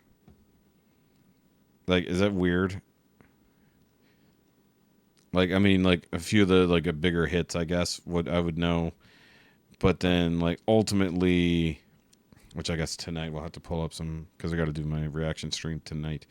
I have to bring up some I Sinead think O'Connor. I think it's a generational thing for For, sure. yeah, but Because Sinead O'Connor definitely falls into kind of that period of the '80s that I mean, I was a we kid. I weren't as grew up on that. politically involved or as aware of these things, but Yeah, music played. that's fair.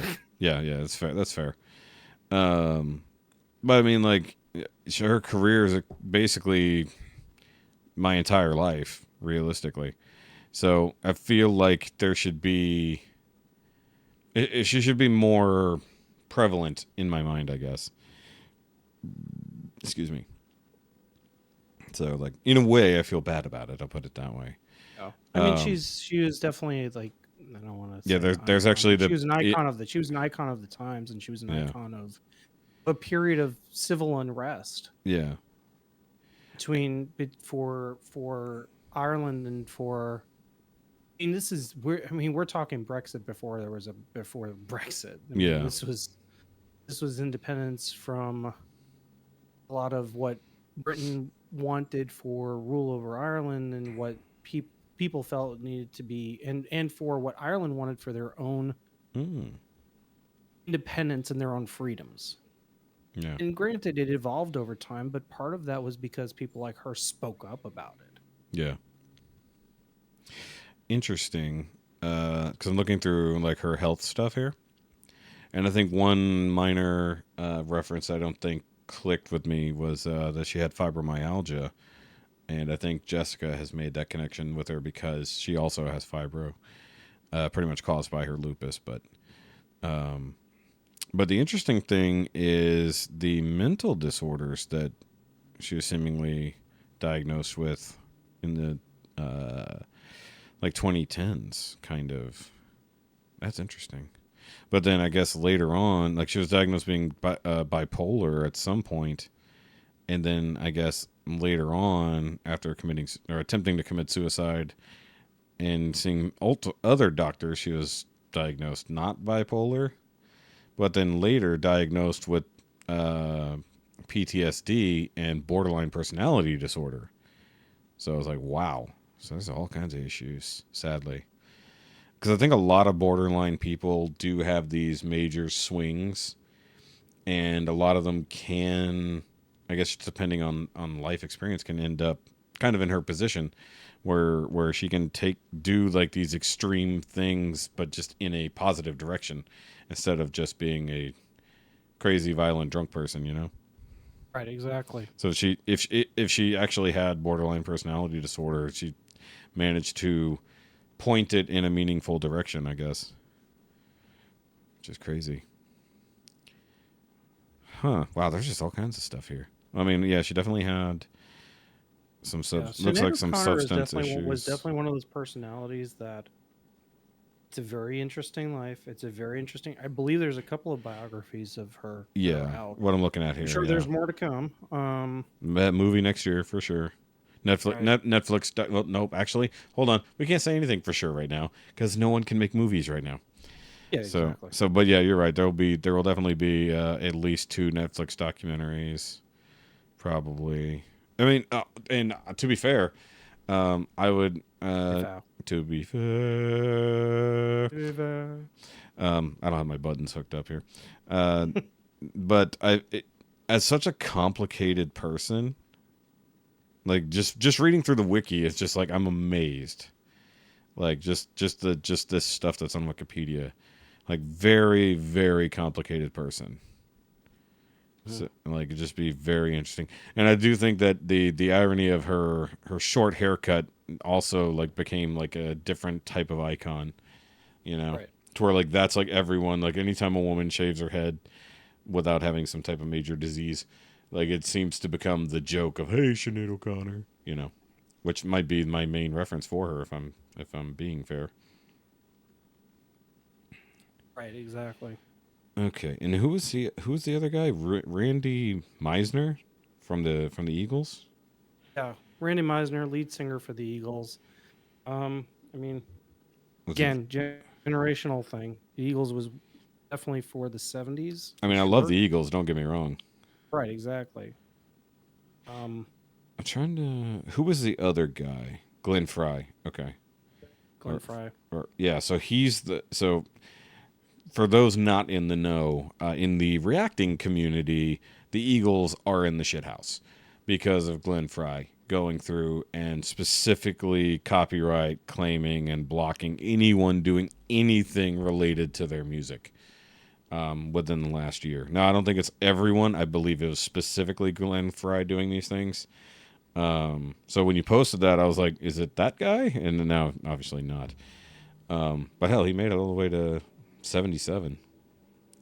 Yeah. And he was their bassist and singer. So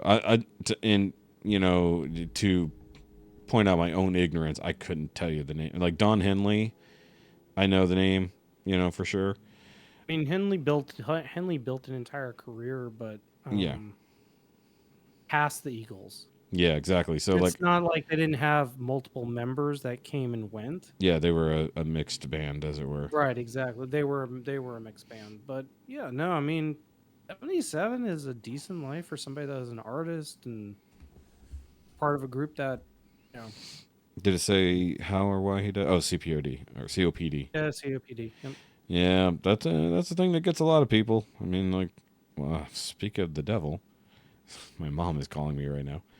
I was literally talking about COPD, and my mom is calling. I'm not going to answer right now, though. I'm busy. I'll call her back. It's either something about mail or the world's coming to an end. So I'll just not answer that right this moment. So it's okay. Oh, there you go. She can text me if she needs something. I'll call her back. Calm down, y'all. I'll call her back. So I don't even know what other news is going on. I've been so crazy busy. There hasn't been. That's just it. There's major news. being released. Yeah. There's like major news. like worldwide news, that kind of stuff. But like, we don't tend to go too deep into those things around here. But let's Yeah, just no. say, And I've basically covered my last couple of weeks. Just a lot of busy. Got a couple yeah. things. Okay, so Waiting she on left a some voicemail. stuff. Mostly just tapped out. Most of the SDCC stuff that got released, like they released, they did a order for Chuckles and from the SDCC GI Joe stuff, Ah, and yes. for Nope, was it one of the wrong app. Transformer 2 packs? Just don't have an interest. I'm tapped out. I'm I tapped out for the moment financially, and I just literally waiting didn't on stuff care. to come down the pike. And yeah, exactly. There were a lot of good reveals out of the SDCC, but honestly, like there's always more to come, and it seems like most of these companies are now just trying to outdo themselves with bigger, better Yeah, items, mostly bigger, yeah, and S- mostly bigger and more expensive. yeah, Like for sure. So we I we, we briefly talked don't about have Grimlock. that disposable income to do that with. Yeah, and actually, speaking of SDCC, I forgot that once it ended, NECA would start shipping out the pre-orders. So I got an email from them that they would be processing my Ninja Turtles shortly. So I forgot about that. I was just checking because I thought I had a. Oops, sorry, just bonking things. I thought I had a thing telling me I had a package coming, which is why I thought there was a package being delivered when the doorbell rang. Um, Let me look real quick because I thought that was from yesterday. There's no way that pack. Okay, so I'm waiting on my Ecto One parts that have finally shipped, but it says All right. it was scheduled for delivery tomorrow, which would be today. It's still in Kansas, so that's not happening. Um, Jeez. yeah, I mean, like once it hits the middle of Kansas, it's usually like a day and a half away, so it'll probably get delivered tomorrow.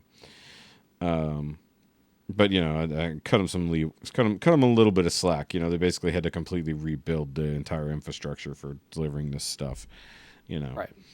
um, what was the other thing I was thinking of? I'm starting to get a headache, and I'm wondering if it's either the tequila or the stuff they sprayed. Because it has no smell, but it doesn't Stuff mean they it's sprayed, not yeah. poison. Exactly. But it's supposed to be okay. But I remember at the old place, whenever they would spray, it would still get to me. But also, like I said, I've been out in the African dust and regular dust at work, so my sinuses definitely got wrecked today, and I can feel it. Um, Dust is in dust, not dust is in the spice from Dune, people. and also, not to be confused with Spice, the dog. Uh, what was I just thinking though? Well played. Yeah. So, I mean, yeah, it's basically like because with everything going on, they're only dropping movie and TV trailers of stuff that's 100% that's ready to go. All new stuff has basically been put on hold.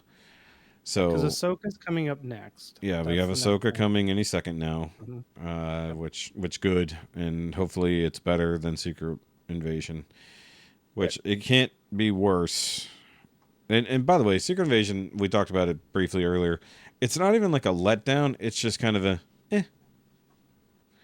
It's like Mike was kind of raging about it earlier in the chat, but Mike hates everything Marvel now, so I just don't take anything he mentions with a grain of salt at all. Right. I mean, he's welcome to his opinion. He's just kind of overreacts to everything. It wasn't anything special, and it wasn't anything terrible. It was just some TV. If I was gonna give it a rating, I would definitely call it like a 5. Like it was just down the middle. It was like felt like it didn't matter, but it also didn't feel like anything special. So it kind of balances out. And then the same old Marvel bullshit that always happens. It's like, and then everybody's like freaking out about Nick Fury's sexual preferences. Apparently, it's like, so what? Get over it. He likes ladies with eye patches? No, he likes ladies with green skin. Oh, okay. Well, fair enough. Spoilers. He likes people with green skin. I mean, so did Kirk, so. Kirk liked anything that could walk With 2 legs, yeah, and so was walk, sort yeah. of female shaped. Right, exactly. It's like can I fuck it? Was really the opening question. Like, so when they were first scanning a new planet, the very first information that was on that tiny screen that Kirk looked at was, in fact, is it fuckable? I was like, does it have a hole that I can use? It's like number of holes accessible is really the first list for Kirk.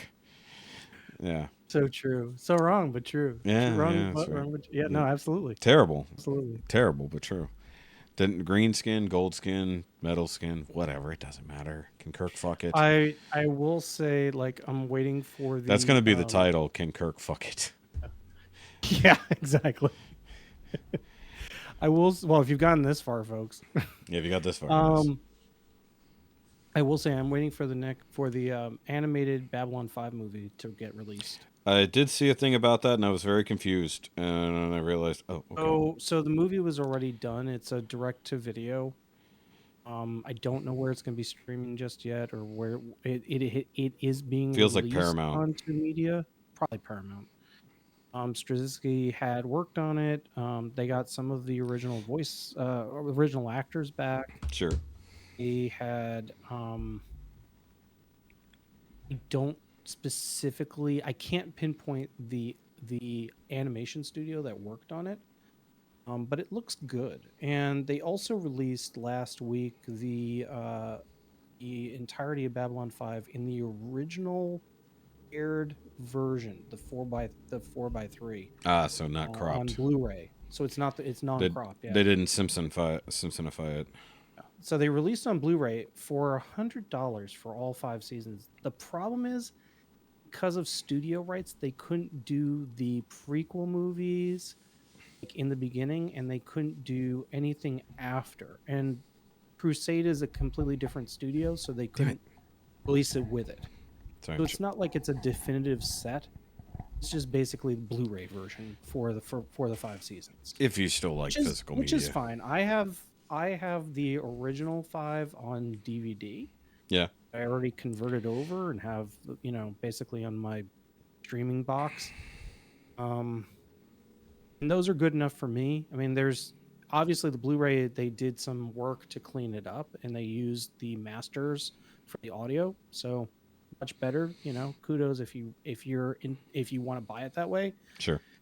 Fantastic series to begin with. I do know like they are working on a new revamped series. It is still being worked on. Straczynski is still penning it. But there's no word now with the delays that are in hand as to when that's going to happen. It has been greenlit, and it's not going to go away. It's not going to get canceled like some of the other stuff. Yeah. So some people, I've read some pieces where they're like, well, should they throw away some of the other stuff that's being worked on by DC? Because they tossed Batwoman to the Batwoman movie to the trash. Did they do that with some of the other stuff they had planned? Yeah. And I don't particularly know if that's the wisest thing to do. There was somebody that was threatening through X, Twix, to the Twixt. the Twix, Yeah. to release a copy of the Batwoman. Let's not do that. Right, exactly, just and that's been most of the response. It's like, why would you do that? I mean, I feel like if they'd never told anyone it was canceled, no one would give a shit. No one would be asking for it, and no one would care.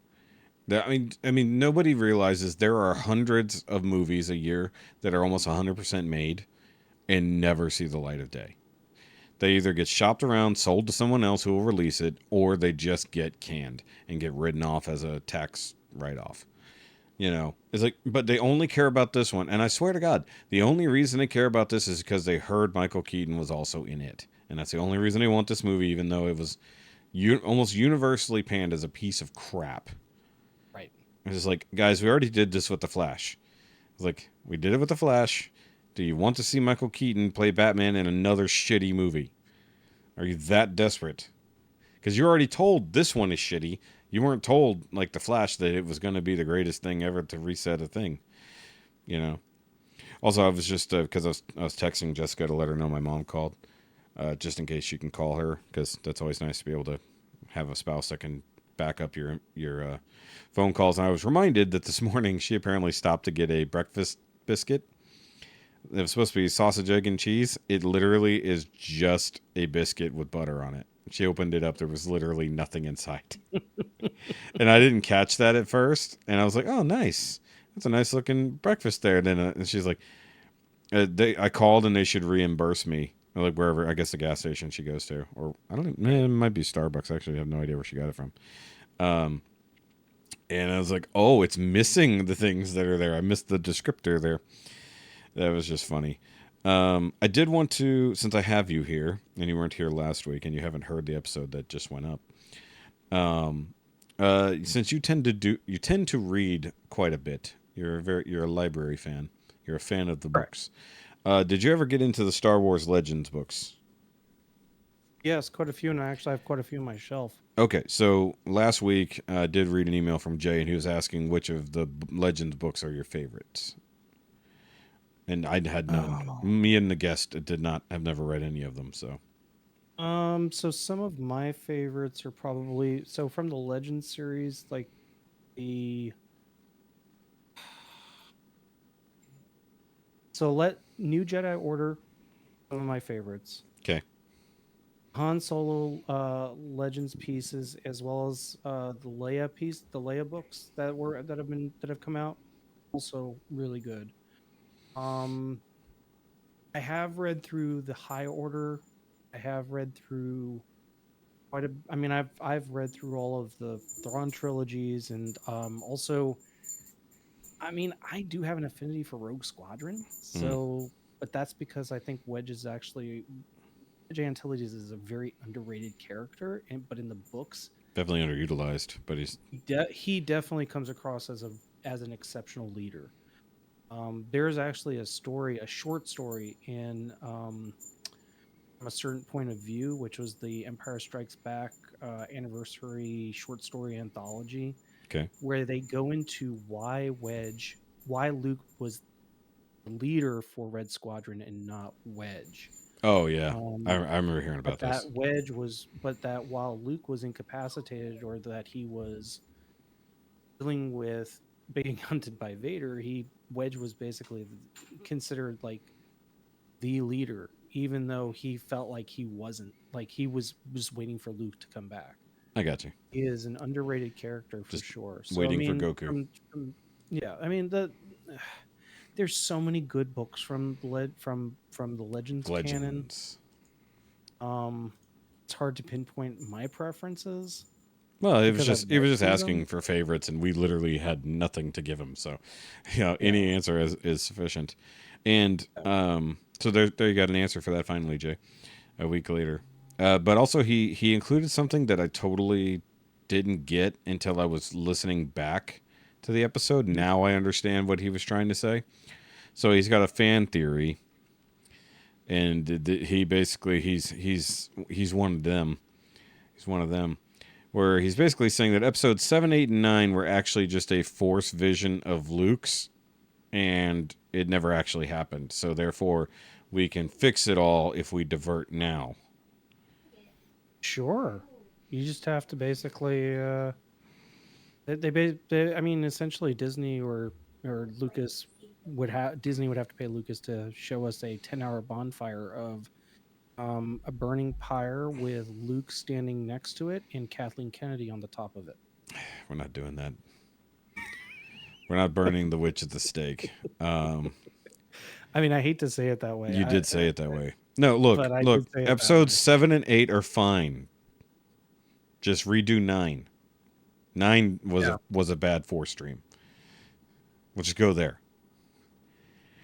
Actually, in fact, it was Rey's bad Force stream after knowing Luke died. There you go. There, I fixed it. Fixed it for you. Right. Exactly. Also, he did ask favorite Star Trek ship. I gave mine. Dog didn't really have one because he's not a giant Star Trek fan. So, since I hadn't listened yet, what was yours? I said the Defiant, followed by Voyager, and in the Strange New Worlds Enterprise. Those are good choices. Defiant's good, just a really small, scrappy ship, though. That's the Yeah. only thing. I do particularly like, and this is, I mean, seriously, like, Voyager was one of the better ships in my opinion because of how it had better armor. It was designed for long distance travels. It was Yes, designed it's a as scientific vessel, really. it was a scientific vessel. I'm a sucker for the movement of the nacelles to position it for the warp field. Yep. It's This, a cool thing. and then they immediately dropped that ability after that Right. because it was annoying. It's like, oh, we fixed that after this. We no longer have to do the moving the nacelle so that we don't destroy subspace when we go to warp higher than warp 5. I definitely like starship wise. There are some designs that are very very cool. I actually prefer like the Enterprise B and C Yeah. over the much wider D, even though the D had the coolest property of being able to separate the saucer from the battle Engineering bridge hull. slash It's the entirety of engineering section. the engineering section. But right? also, I'm going to say so to speak to half of what you just said. Yeah. No, but yeah, no, I agree with you at least on the B. The C, Yeah. The C is but the B is a good-looking Also, Excelsior and this class. is my other hot take. I really like the design of the Reliant. Really?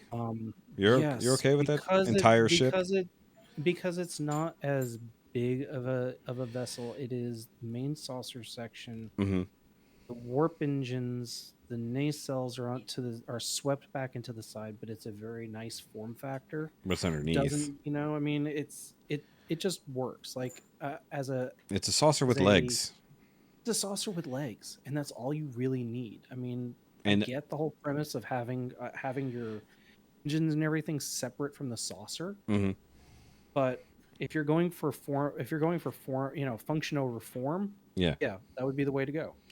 But then you also had the later, or there's so many different types of that. And I'm forgetting the particular class of ship off the top of my head. But they did so many different things because I even think that there was one of those that was actually named the Defiant, or Defiant, I should say. The is just Correct. Early days, but we've forgotten about that because now you just. Well, I mean, there was a move names Defiant around. in the original series. Yeah. It was also a Constellation class, blown up in one of the episodes. Is it Constellation? It was a Constellation class, yeah. I It don't actually had, if I remember the episode correctly, it had been phased out of. Oh, nope. I need to go whatever space. Star Trek. There we go. Because we actually have those. No, okay. So, no, the Constellation class is what the Stargazer was. Correct. Oh, yeah, that's true. Yeah. So that's why I had to call you on that. I was like, that's not that. You're wrong. Class was the Defiant of the. Hold on. Now I've got to look it up. Which one are you asking? The Reliant? Yeah, hold on. Which was. Reliant.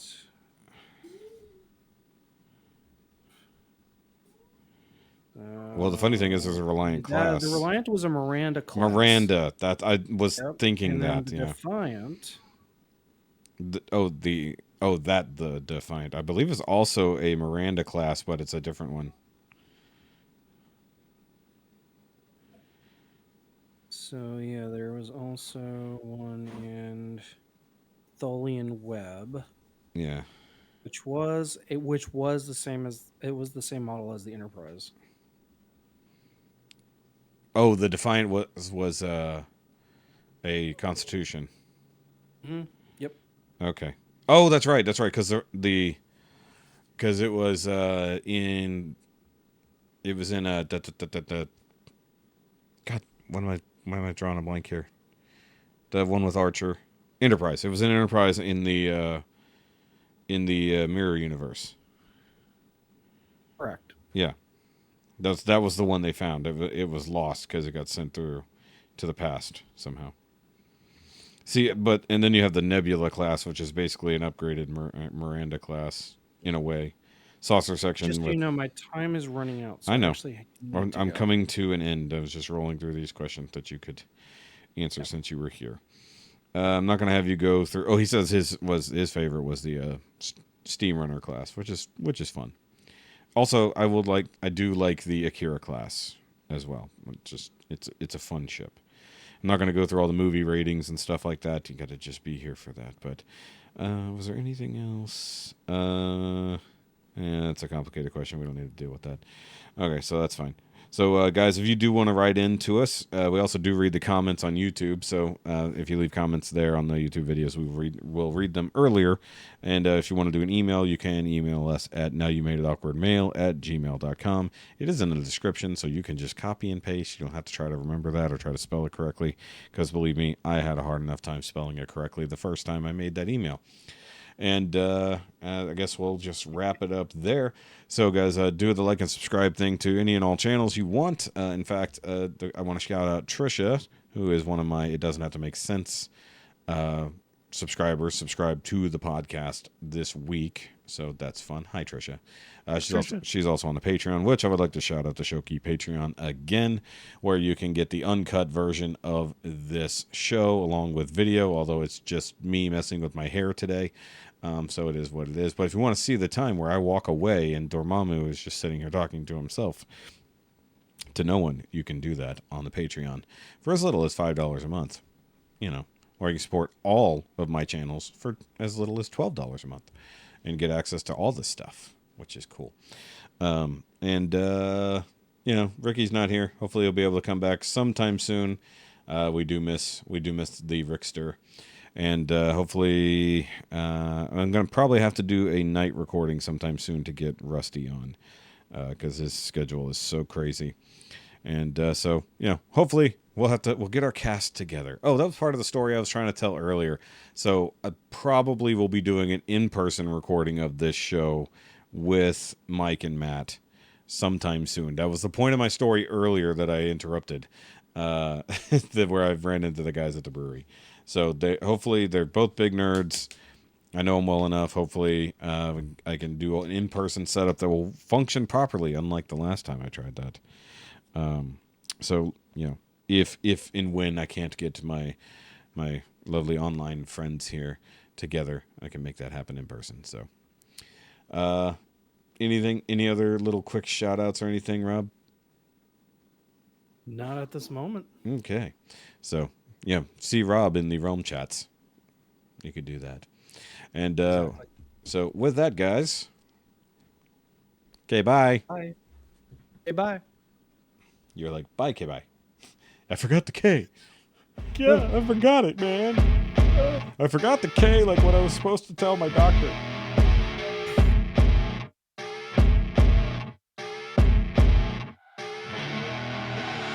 I see her rolling up, Uber black Cadillac, high heel boots and a sexy body full of tats.